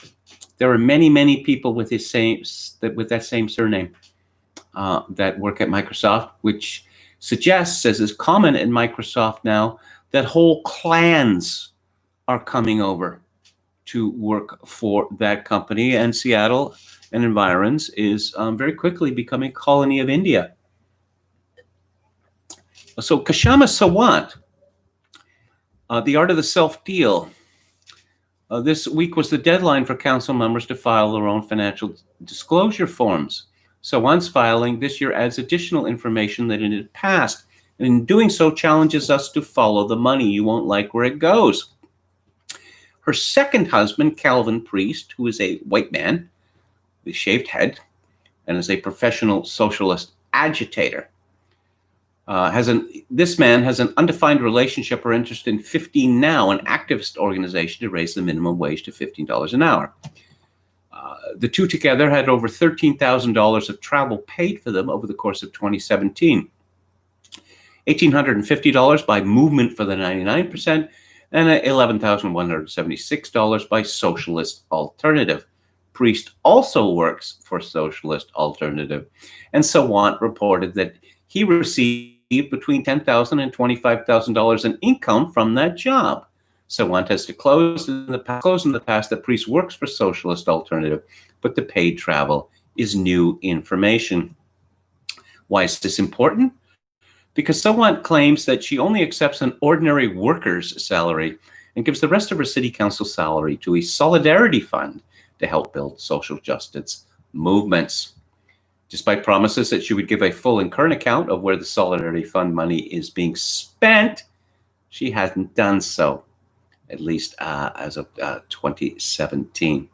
You will notice that the vast majority of this so-called charitable funding went to two organizations, wait for them, Socialist Alternative and 15 Now. So putting the pieces together, last year Sawant gave $13,800 to Socialist Alternative, and Socialist Alternative in turn spent $11,000 flying Sawant and priests around the world. Is it legal? Sure. Laundering it through her Solidarity Fund and Socialist Alternative is at the very least disingenuous and arguably self-dealing. Now, we have more reporting on this strange woman. Oh, yes, that's the question. So who has the more intersectional PowerPoints? Jenny Durkin, who is a lesbian who was born in America and raised in Issaquah, Washington, or Kashama Sawant, who is a heterosexual Indian woman, an immigrant who was raised in Bombay? It's a bit of a tough one, wouldn't you say? It's from Cairo Radio 2 years ago.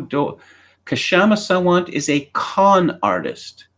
In terms of political corruption, we are as bad as any city in the country has ever been. When Sawant first got elected to Seattle City Council, she pledged she would only accept, yes, the ordinary worker salary, $40,000 per year, and would give the rest of her salary away. How noble. Now she has updated her filings. I want you to see what a fraud this caring socialist is. I want you to hear how a person who pledged to live on an ordinary worker's salary finances her life at a much higher level than the ordinary worker. She lives in a house that is worth between $800,000 and $900,000, and it has over $500,000 in equity in it. Yeah, she's part of that proletariat. But what does she do with the money she gives away? First of all, let's talk about her husband.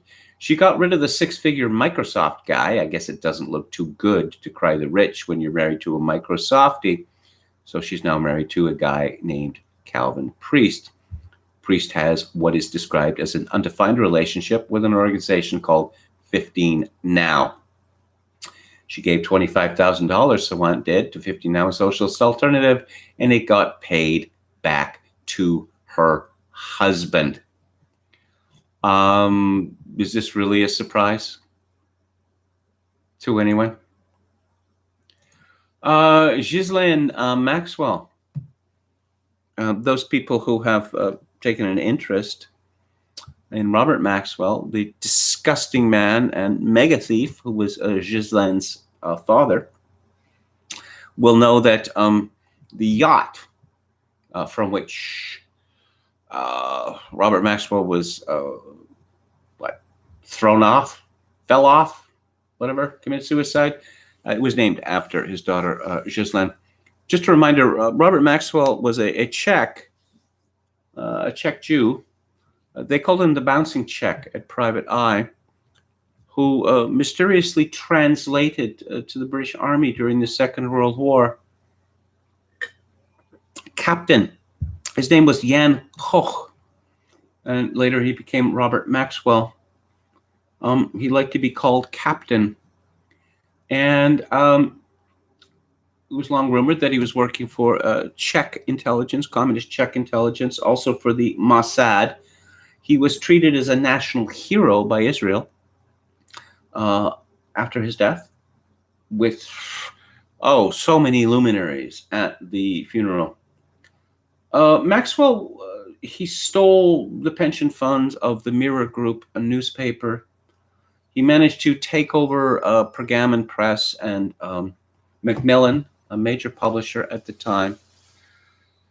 And he spent a lot of money, which he didn't have, and he made up the difference by thieving. And if anyone, there was even a hint of newspapers writing about his crimes, he sued them.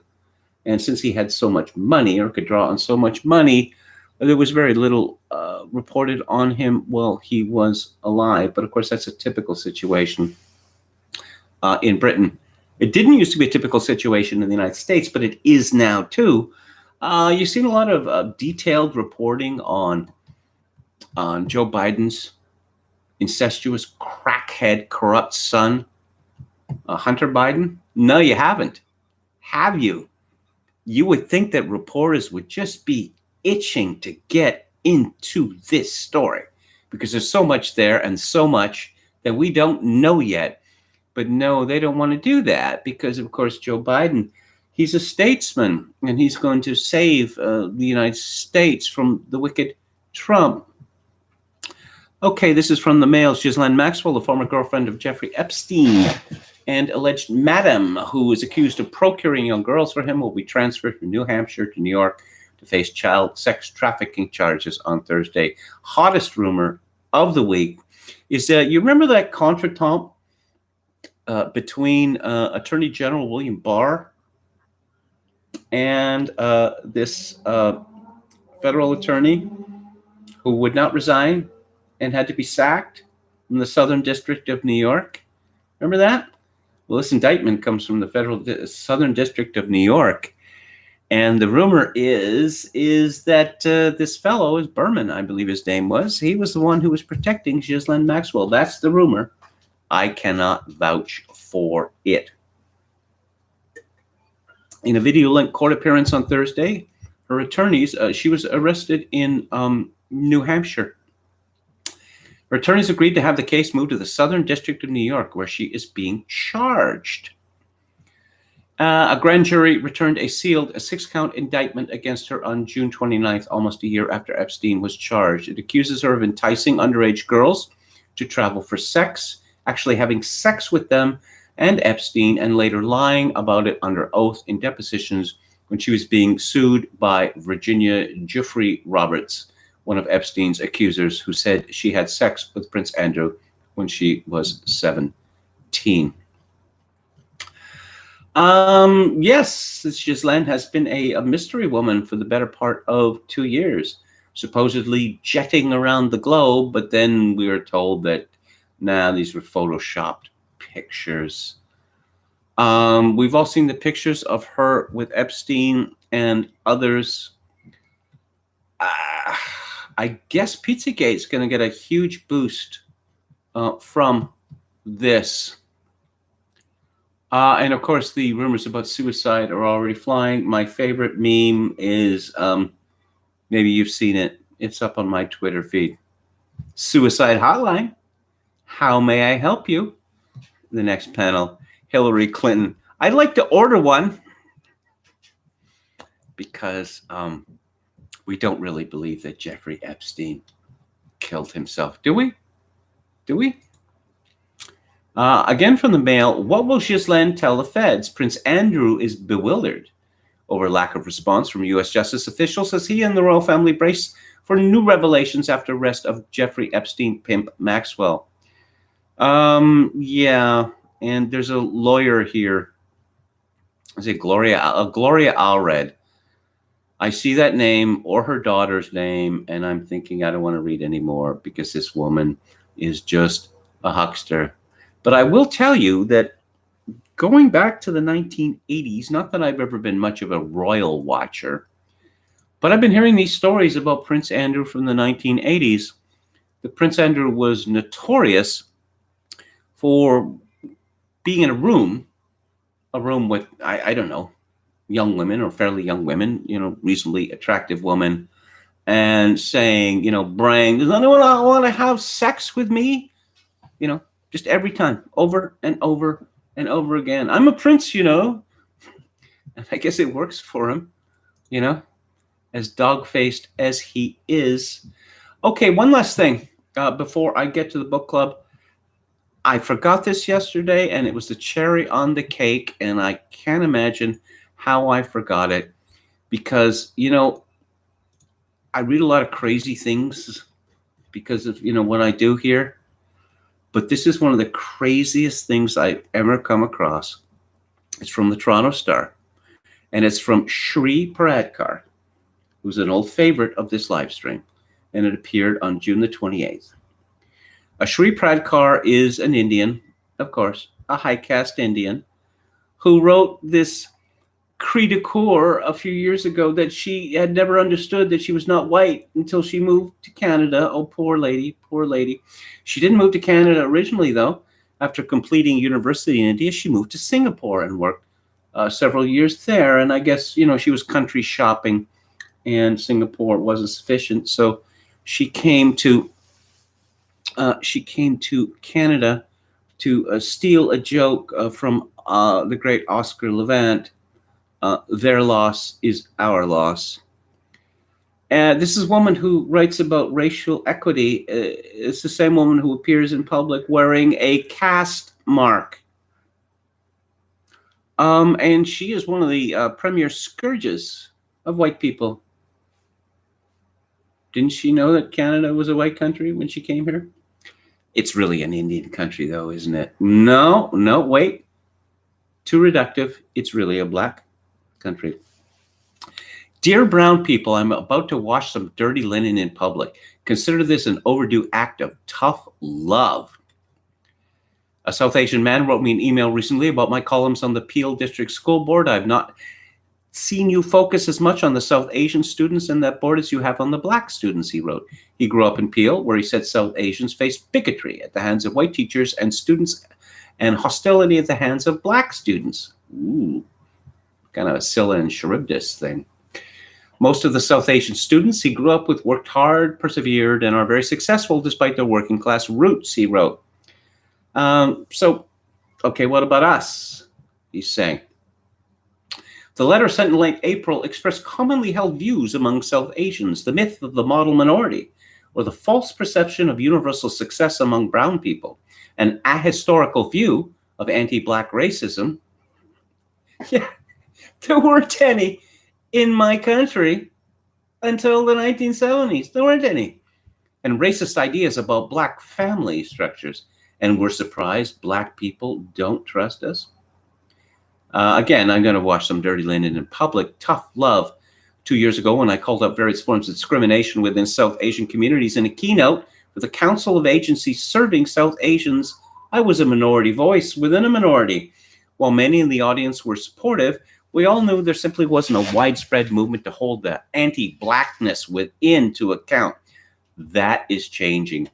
George Floyd, blah, blah, blah. Hassan Minhaj, Patriot Act, burnt roti, 3 education experts. Well, anti-blackness is also rampant among Hispanics, East Asians, Middle Eastern people, and any people who are neither white nor black. Brown here refers to people of South Asian ancestry and their diasporic communities. In the artificial racial hierarchy created by Europeans, no, and there are no racial hierarchies in your country of India, where there are literally 200 million people called untouchables, who placed themselves at the top and enslaved Africans at the bottom. Brown folks reside in the uneasy middle. We shift towards blackness when it's cool, when it demonstrates some sort of street cred or street smarts, and then we shift right back to whiteness when we need to maintain access or mobility within the system, Shaw told the panel. We're chameleons.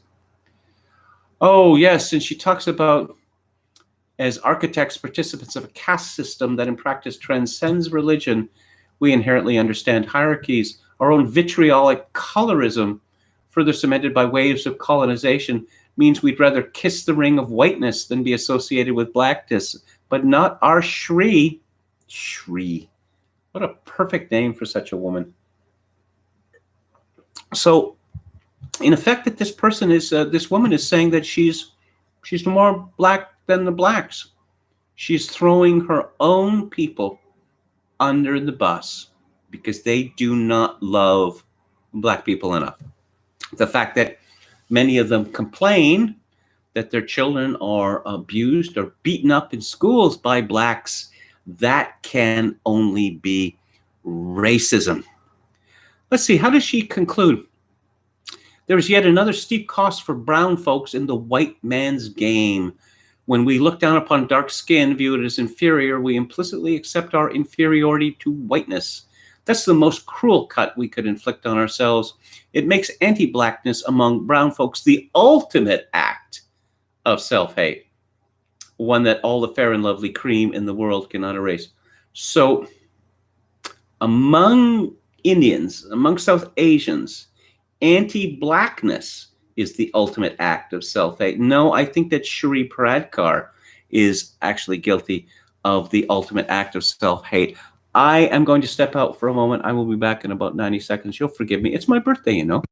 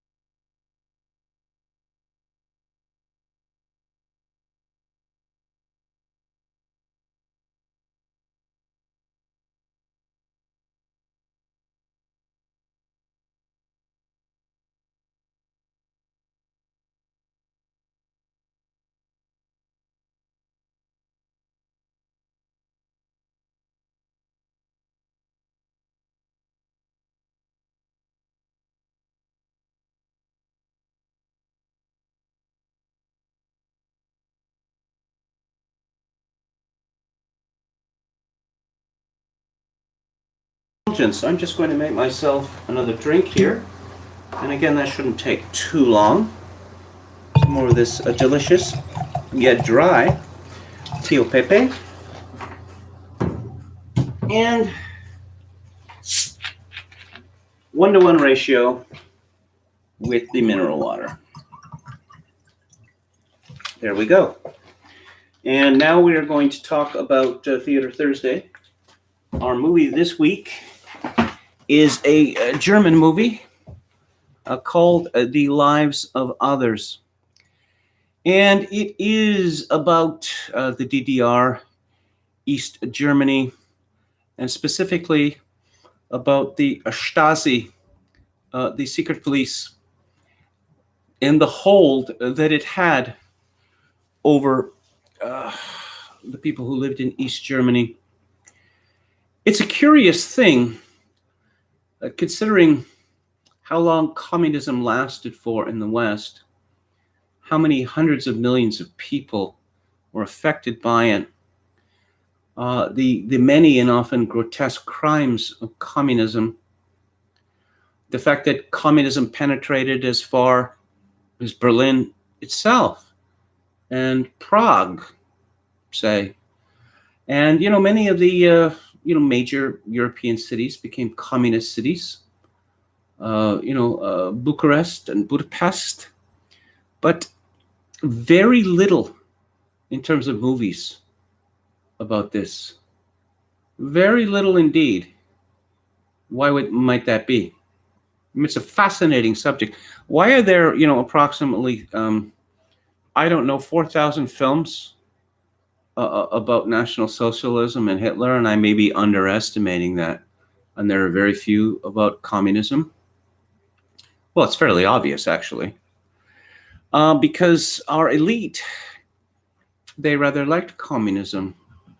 They thought it had gone too far, perhaps, in certain ways, but they admired the ideals that the communist or socialist world, as they preferred to call it, had much to teach us.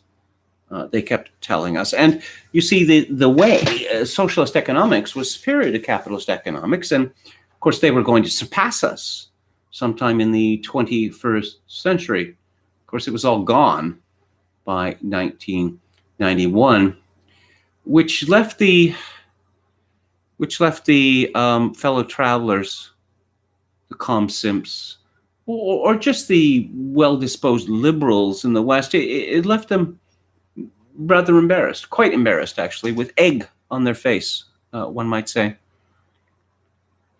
The eggs that were broken up to make the socialist, to make the communist omelets, they're still very much embarrassed about this. Why would you want to talk about communism? That was a long time ago. Was it? Really? It wasn't all that long ago. Why do you want to talk about Nazism? That died definitively in 1945. And communism died definitively more than 3 decades after that. But Nazism is the bogeyman, whereas communism, socialism, anti-fascism, which is a communist term, of course, they're not bogeymen, not the way that Nazism is. A lot of support for the Nazis these days? No, there isn't. And what support there is from a few thousand people who have shaved heads and tattoos on their necks. No, it's not coming back.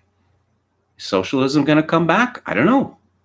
There are people who call themselves socialists in the United States, including Alexandria Ocasio-Cortez and that Kashama woman in Seattle, a socialist. The Green New Deal is a socialist effort.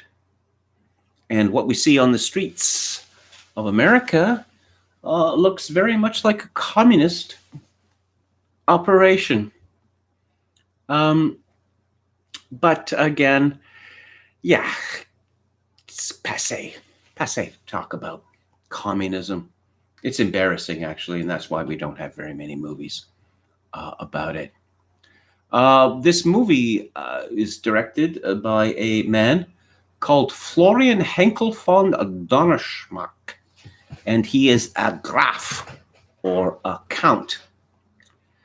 And his family was from East Germany, but he grew up in Köln, or Cologne. And I see that there has been a criticism of this film for lacking verisimilitude. Well, all films that aren't documentaries take certain liberties with the facts. I suppose some people were disappointed. Well, the movie has to do, to a large extent, with the redemption of an evil man. And some people were angered by this arc. Other people were angered by the ending. I could see there was a point near the end of the film where there is a horrific death, and I thought the film could have easily ended at that point. I suppose it's a justifiable criticism that the last act, or actually the coda to the film, if you will, it's very much in the style of, let's catch up with all the characters, what has happened in the years since. Animal House was the first movie to do this, I think, but it's become fairly common. I think that the ending that was chosen is quite satisfying, because there are ways that, I don't want to give away the ending, all right. I've been accused of giving away too much of these movies. I don't really know that a movie that came out in 2006 can be spoiled by me. The movie could have been made far more sentimental than it actually is. Let's put it that way.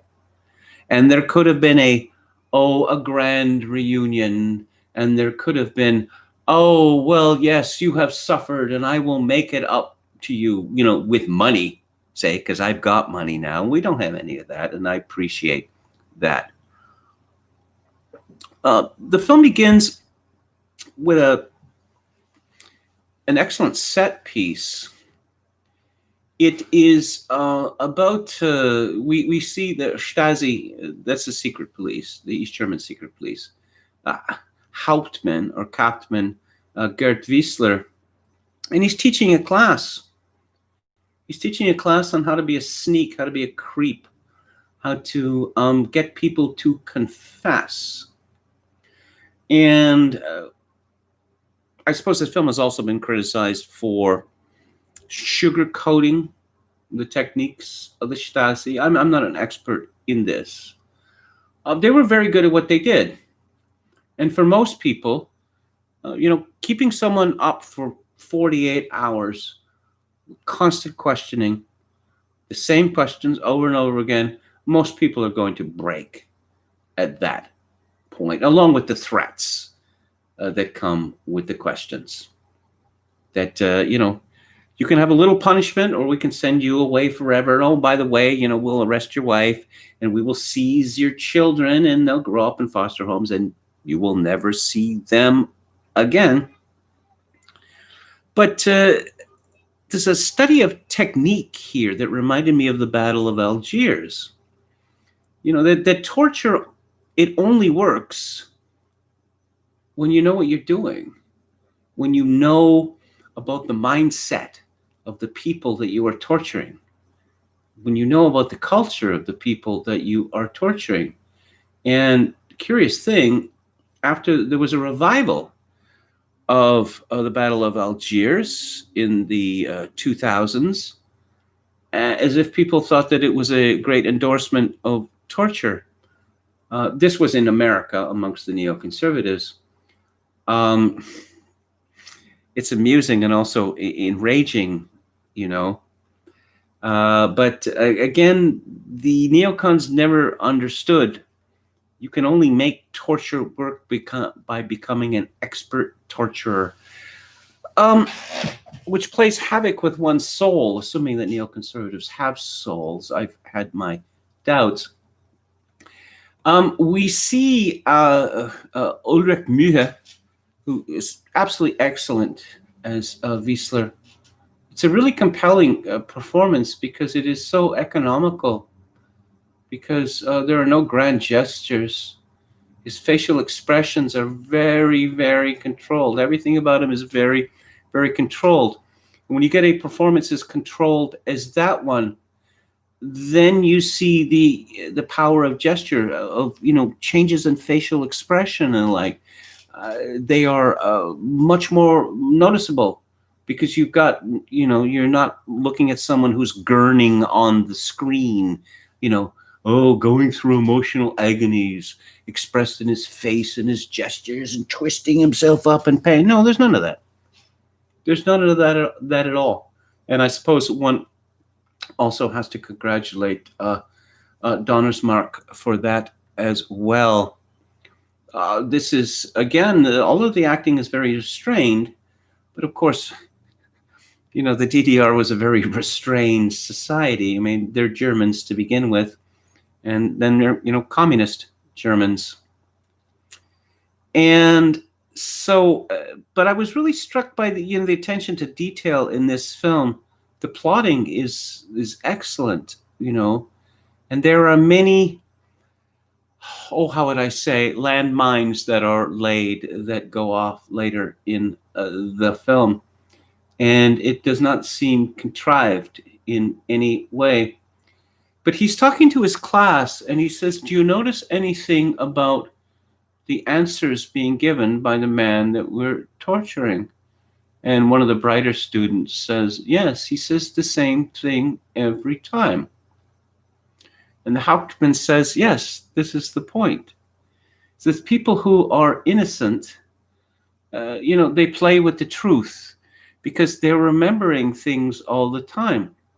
People who are not innocent memorize. They memorize lines and they repeat them over and over again. Also, and of course, this is a commonplace in criminal investigation, although it is not universally true, which has led to trouble for a lot of people, people being unjustly imprisoned. That it's a commonplace that when an unjustly accused man meets the police, he is furious. He's in a rage. He's screaming, "How dare you!" etc., etc., etc. And a more moderate response is seen to be an admission of guilt. As a general principle, that's true, but it's not true in all cases. So Wiesler is kind of like an Inspector Javert from Les Miserables. He's determined to hunt down the enemies of socialism, of communism in the DDR. The Stasi is the sword and the shield. He believes it. He has his pay. He has his modest, modern apartment. Apparently, he's fond of hiring every so often, how should we say, saftig whores. But he has his job, and his job is his whole life. And we are introduced to a playwright, Georg Dreimann, played by Sebastian Koch. And he's a typical sort of figure within communist societies in that he's no good. We see one of his plays, and it's just this dreary socialist realism. It's just awful. The noble workers and the evil capitalists. And we see it twice. I thought this was quite amusing. We see a rather naturalistic production of this at the beginning of the film. And then we see a very highly stylized production of it after the fall of the Berlin Wall, which stars a black woman for some reason. And I guess that's just to show just how modern it is. But it's obviously an exceedingly dreary play. But Dreimann is patronized by the regime, And he lives in an enormous apartment in East Berlin, in a building of antiquity, a very handsome building indeed. You look at the space for him and his sometime live-in girlfriend, Christa Maria Zeeland, who is played by Martina Gedeck, who is outstanding in this role. I have to say that Dreiman is not a particularly sympathetic character because he's such a suck-up, that he's not very good. Perhaps he could have been good. But he has given up everything to accommodate the regime, and his art has suffered as a result. He doesn't seem to have very much in the way of attachments, whereas his girlfriend, Zealand, this is really good acting, I have to say, that she's a middle-aged woman, and she is not what you might call objectively beautiful, but she is really remarkably attractive in this movie. I mean, the sexuality comes off her in waves. And she is the great, actress of the socialist theater. And she has a considerable cult. And of course, she benefits by sucking up to the regime as well. But because she's a sexy woman, more is expected of her. There are really distressing scenes in this film where Lieutenant Colonel Anton Grubitz, no, sorry, not Grubitz, the man in the state, is pawing her and forces himself upon her in a Volvo limousine. Not very many of them in East Germany, I should think. And yes, Minister Bruno Hanf. And she puts up with it because she doesn't want to lose the patronage. And it's a terrible, terrible situation. Obviously in situations like that, more is going to be asked of women than of men. But this is a society where almost everyone is compromised. There are hundreds of thousands of informers in East Germany. Essentially, everyone was spying on everyone else. And why did they do this? Well, I suppose 3 reasons. They believed in the revolution. They believed in socialism. They were frightened, many of them. And others were looking for advantage, because there was really no advantage to be gained without playing along with the authorities. Now, I'm reminded that the famous, the Olympic winning skater, East German skater, Katharina Witt, she was obviously an adornment to the communist regime, but she was not going to be allowed to do her skating without playing along with the Stasi. I'm reading here from a story in the Telegraph from 2002. Secret police files on Katharina Witt have revealed that the most glamorous and popular sporting figure in the former East Germany was so close to the Stasi that she considered them a partner. Excerpts from the Olympic gold winners' files published last week in Der Spiegel raise embarrassing questions about the career of the former figure skating champion. The disclosures suggest that Witt, who posed naked for Playboy in 1998, was one of the East German regime's most willing accomplices. The state gave her cars, accommodation, and a passport enabling her to travel to the West. In return, as she cooperated fully and promised not to defect. The first excerpts to be published from her files show that in October 1989, a month before the Berlin Wall fell, Ms. Witt told her Stasi minders, "Had I not had you and your generous support, my success would not have been as great as it has become. Thank you. You are the only people one can rely on. When she says you were the only people my success would not have been as great as had become, these people are talent spotted, or were talent spotted right from the very beginning.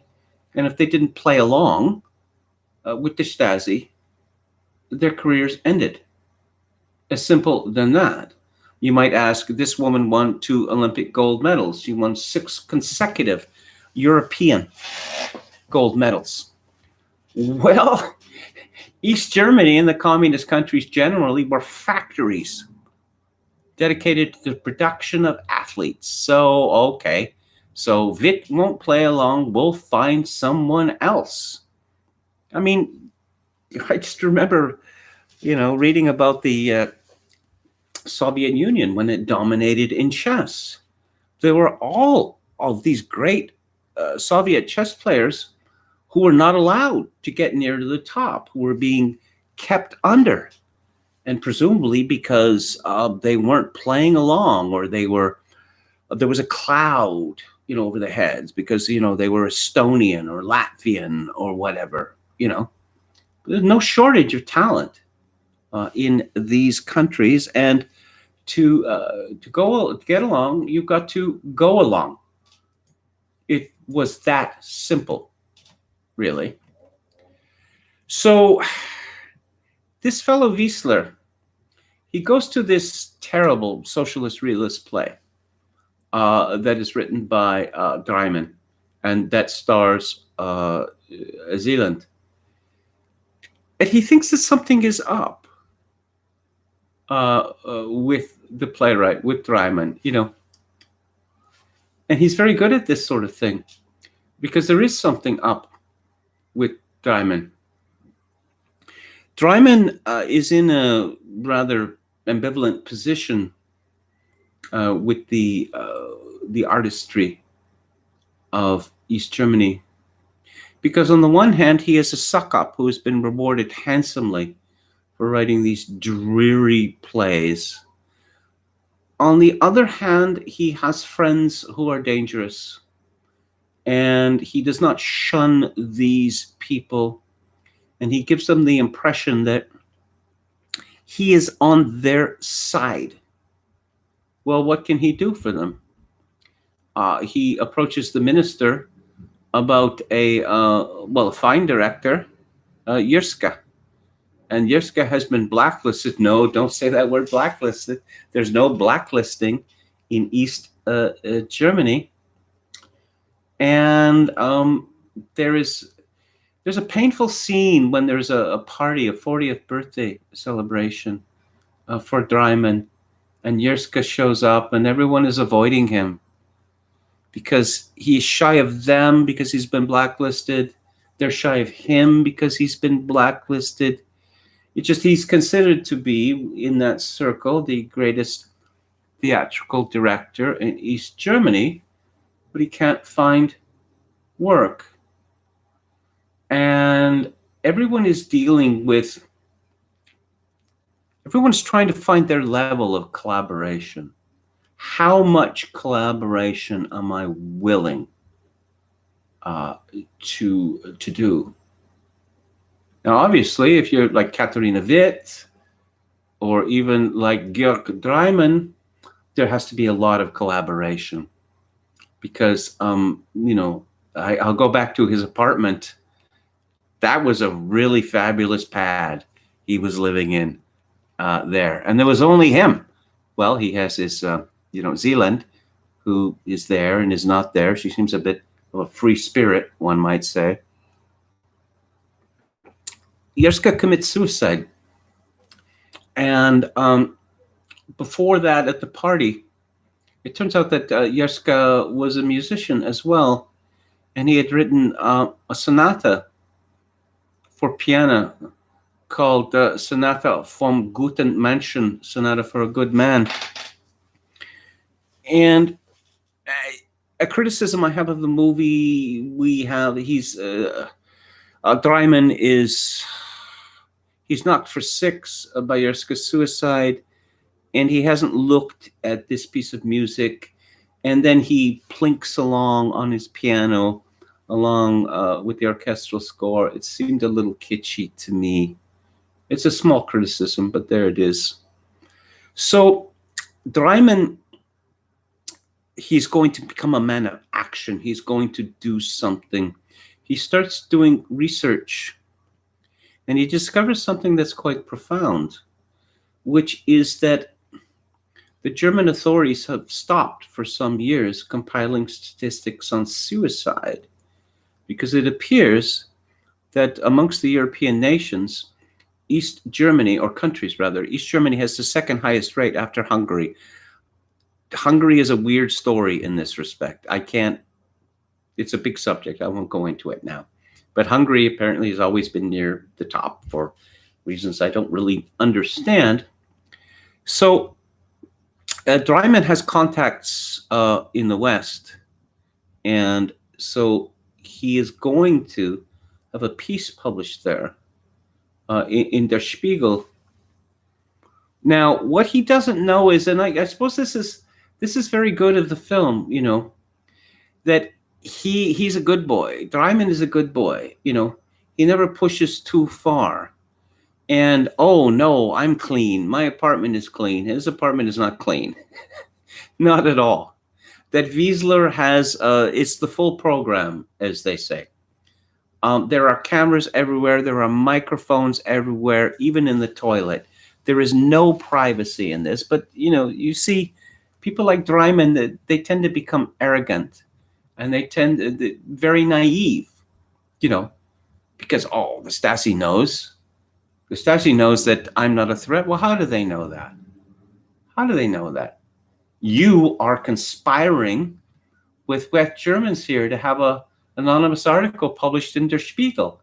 So obviously you are not harmless. Do you think that the Stasi are so stupid that they haven't suspected this of you? Now, what happens then is we have been led to believe that Hauptmann Wiesler is one of the nastiest people that we have ever met in the cinema. But it turns out that he has a conscience. And when he sees how much the suicide of Yerska has affected Dryman, he's very moved by this. Because if you want to go back to the beginning, when he was playing the recordings of the interrogation, of the torture of a suspect, you run into this faked emotion, these faked answers all the time. And because Wiesler has access to the real, unmediated thoughts and emotions of Dryman, he is really taken aback that this man could feel so much pain because some other man had killed himself. And Wiesler makes a fateful decision, even though it was his decision to investigate Dryman, and his immediate superior, who's a very sort of smooth fellow, the colonel, the cigar-smoking colonel. He thinks, no, I don't think so. But then when the colonel runs into Minister Bruno Hanf, and Hanf makes a similar suggestion, then the colonel takes the credit for it, which is the way to get ahead. And there's a battle going on between the colonel and the Hauptmann, because the Hauptmann, he's pure. He believes in the sword and the shield, whereas the colonel is, getting close to a minister, can't hurt, can only help, And Wiesler is very put off by this cynicism. So he decides that Wiesler decides he's going to put a spanner in the works there, that he's going to protect Dryman as much as he can, because Dryman has not really Dryman doesn't understand spycraft, and Dryman really he's done very little to protect himself. He's given everything up to Wiesler, but he doesn't know it. He doesn't even suspect that that's possible. And Wiesler,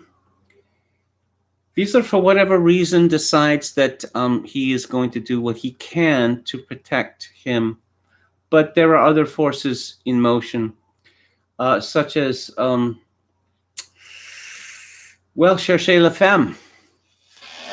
That it turns out that our actress has a drug problem, or that is to say, she uses drugs. She gets a hold of drugs which are not allowed in East Germany, or she doesn't have a formal prescription. So this is used as an excuse to drag her in and interrogate her about her boyfriend, the playwright.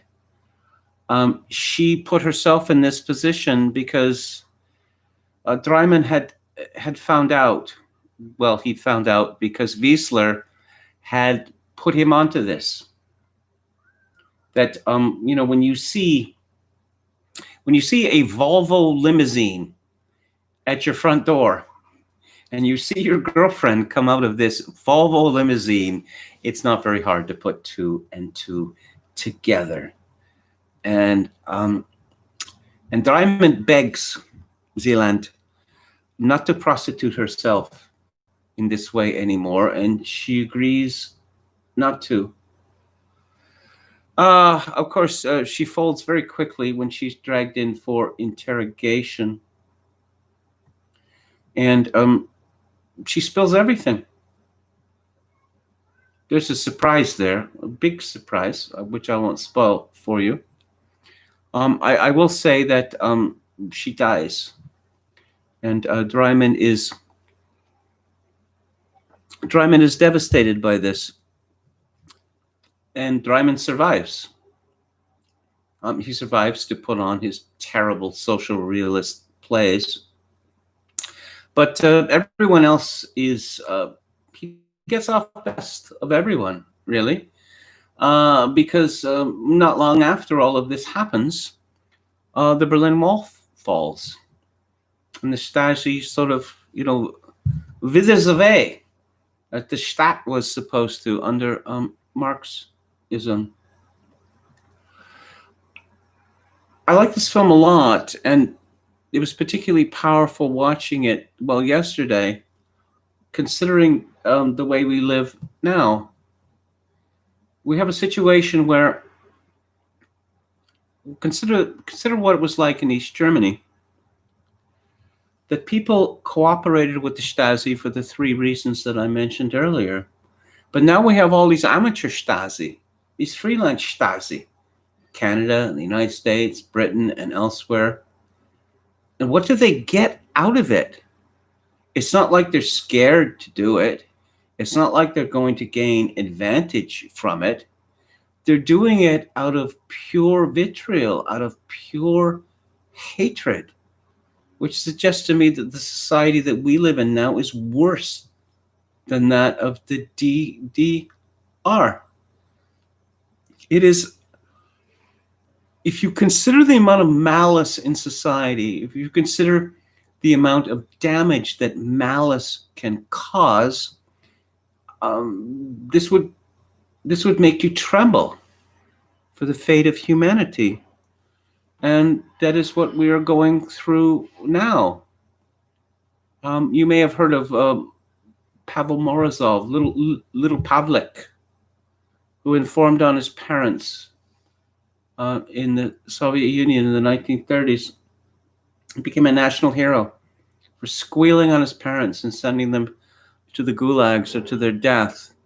Well, we pretty much reached that state now in the West, and it is quite sobering, to put it mildly. I suppose that all we can hope for is that there are enough Wieslers out there to save us from this. But I wanted to talk about Angela Merkel in this regard, because this is a woman who received a doctorate in quantum chemistry in 1986. And then she later worked as a scientist in one of the top laboratories in East Germany. And Angela Merkel, whose Stasi records seem to have mysteriously disappeared, I'm going to read from Wikipedia. Near the end of her studies, Merkel sought an assistant professorship at an engineering school. As a condition for getting the job, Merkel was told she would need to agree to report on her colleagues to officers of the Ministry for State Security, the Stasi. Merkel declined, using the excuse that she could not keep secrets well enough to be an effective spy. Oh, I see. So it was common in the Stasi where someone say, I just can't keep my mouth shut. I have a drink or two and I just spill everything. And the Stasi says, yeah, well, we understand. We're not going to make any claims. Are you really supposed to believe that? Merkel worked and studied at the Central Institute for Physical Chemistry of the Academy of Sciences in Berlin, Adlershof, from 1978 to 1990. At first, she and her husband squatted in Mitte at the Academy of Sciences. She became a member of the FDJ Secretariat.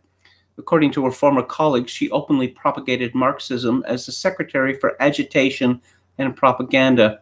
However, Merkel has denied this claim and stated that she was Secretary for Culture. This is hilarious because it is universally known that Soviet spies in the West were always cultural attachés. Culture for the communists was a different kind of warfare, which involved activities like obtaining theater tickets and organizing talks by visiting Soviet authors. She stated, I can only rely on my memory. If something turns out to be different, I can live with that. This is a rather convoluted German version of not to the best of my recollection. I'll just state this full out. Nobody got to be a PhD and especially work at a top research institute in East Germany without being closely connected to the Stasi. It's that simple.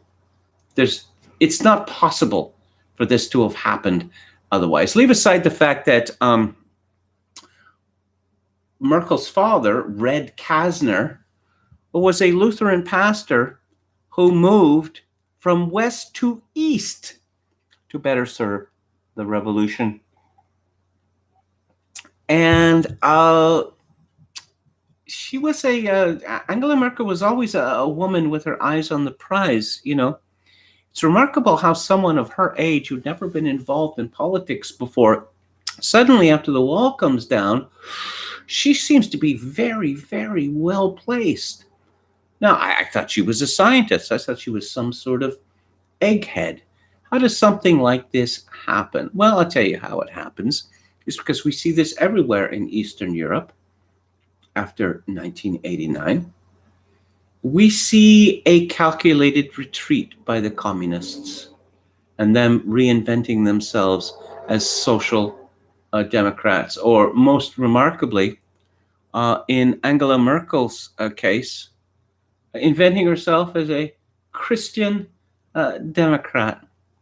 It's long been my belief that Angela Merkel loved the DDR with all her heart, and that she was enraged when it collapsed, and she dedicated her life to the destruction of Germany as a result, and that the German political establishment was and is heavily infiltrated by communists. And you remember about that woman that was going to replace Angela Merkel? We first heard this about a year ago. You don't want to get into any kind of dispute, as the former chancellor of Germany before her could say, you know, Helmut Kohl, because somehow you end up with a knife in your back and you don't know where it came from. I'm off topic here, but after seeing the lives of others, again, with the scenes where the Stasi files being open to the public, you know, where did Angela Merkel's Stasi files go? Again, you get to be a PhD and to work for a senior research facility, and you don't have a voluminous Stasi file, particularly considering her her leadership in the young communists in East Germany, and it's all gone? Yeah, I don't buy it. This is a very exciting film. It is exceedingly well acted. Again, I really have to praise the restraint here. Exceedingly well written by the director, Florian Henkel von Donnersmarck. Everything about it is great. And if you haven't seen it, you are in for a treat. So I'm going to go back to the chat here, okay? Anonymous Professor says Kyle should be a guest on the new KMG show. I don't know. There's never any meeting of minds there, you know, except when we were beating up on that guy who was constantly calling me a boomer. I'm trying to remember that spook guy, that guy who glowed in the dark, the guy who appears on Iranian TV all the time. I can't look.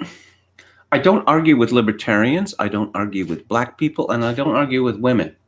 Okay, I just don't. It's just a waste of time. Okay, what movie is this? Says Le Comte de Brest. Again, the lives of other people. Dudu says it would be a real shame if somebody, maybe a cool Russian guy, would sick a dog on a very remarkable female physicist woman from East Germany. Oh, Jesus, the stuff written in the West about Angela Merkel. Oh, she's a scientist, you know. That Trump, he's not a scientist. She is a scientist. And we've seen a lot of scientific rigor in our policy decisions. Yeah, let's bring in 2.5-3 million Muslim migrants, because we wouldn't want to look at Occam's razor or anything like that. We wouldn't want to do any cost-benefit analysis. No, we are doing this because it's the right thing to do, she says, because that's the sort of thing a scientist would say, right? The Colonel is the ultimate cynical party hack. Great performance from the actor. No, it was a great performance. And when you look at the government minister, when he's talking with our hero near the end of the film, that you got the impression that he was sort of this, fat peasant idiot, right? No, this is Minister Bruno Haff. Yeah, he may be fat and he may be clumsy, but he's not an idiot at all. He's quite smart. And when he tells our hero, when he tells Dreiman, you got the full program, and he makes these comments, which indicate that I always like to see that when people are revealed to be smarter than you might think. There are no stupid people in this movie. And it's really quite a relief, given that most movies made today, everyone is stupid in them. Okay, so what else do we have here? I've got to wrap this up here. I've gone over. I apologize. I've gone a bit spare here. But a special birthday edition. Special birthday edition of the KMG show. Anonymous Professor says, yeah, I kind of like that little jerk. Most college-educated people are complete morons and believe completely stupid things. At least Kyle is somewhat conservative. I don't think he's conservative at all. He's a materialist, and materialists are not conservative, not in the slightest. Anonymous Professor says, college makes you stupid. You're lucky if you get out believing something completely sensible. It was already quite left-wing when I went there. It wasn't insanely left-wing, actually, as it is now. Media Hit says, I want to watch this movie to see if they use any Trabant cars. I'm not an expert in this. Apart from the Volvos, that they must have been Trabants or Wartburgs, because there were no other European cars, you know. They were the commie cars.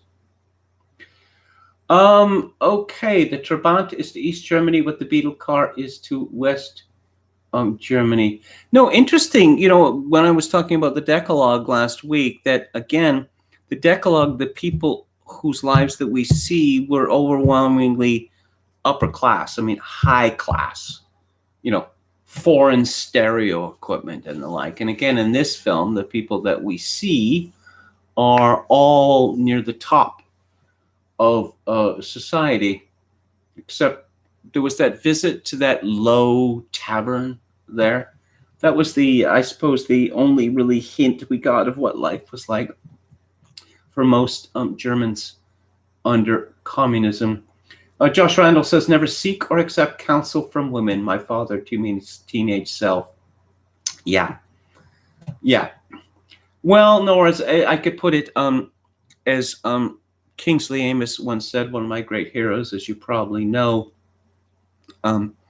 arguing with women is like arguing with communists. Josh Randall asks, Elvis or Roy Orbison? I'd have to say Elvis, although I like his son stuff. Of course, everyone loves his son stuff. I like the stuff that he did in Memphis with Chips Moman. And that's about it for Elvis, you know. Of course, that's a lot of good tunes there. But I grew up with all this O Solo Mio, It's Now or Never stuff. I mean, it's difficult to get over that kind of generational stuff. Radio station that I listened to in Vancouver, it's like at 9 o'clock they had the oldies hour, and it was all Elvis and all this stuff, and it was like, ugh. It's like, that's so old. That's like, we've moved past that. Yeah. Okay. Thanks so much for tuning in. I appreciate it. And once again, cheers to you, and many great thanks for all of your help over the last year.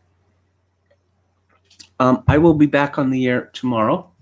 It's a book club. We're going to talk about Alistair McIntyre's Book of Moral Philosophy, After Virtue. If you enjoy this show or any part of it, I'd appreciate it if you would click on the like button and subscribe to my channel if you have not already. If you would like to support the show, and I would, or send me a birthday gift, I would greatly appreciate it. I am at PayPal at Kevin_Grace@hotmail.com. Again, Kevin_Grace@hotmail.com. And I will leave you with this. In these times of social atomization and civilizational collapse, I do dearly hope that all of my dear viewers and listeners manage to make some genuine human contact in order to ease the burden. Good night.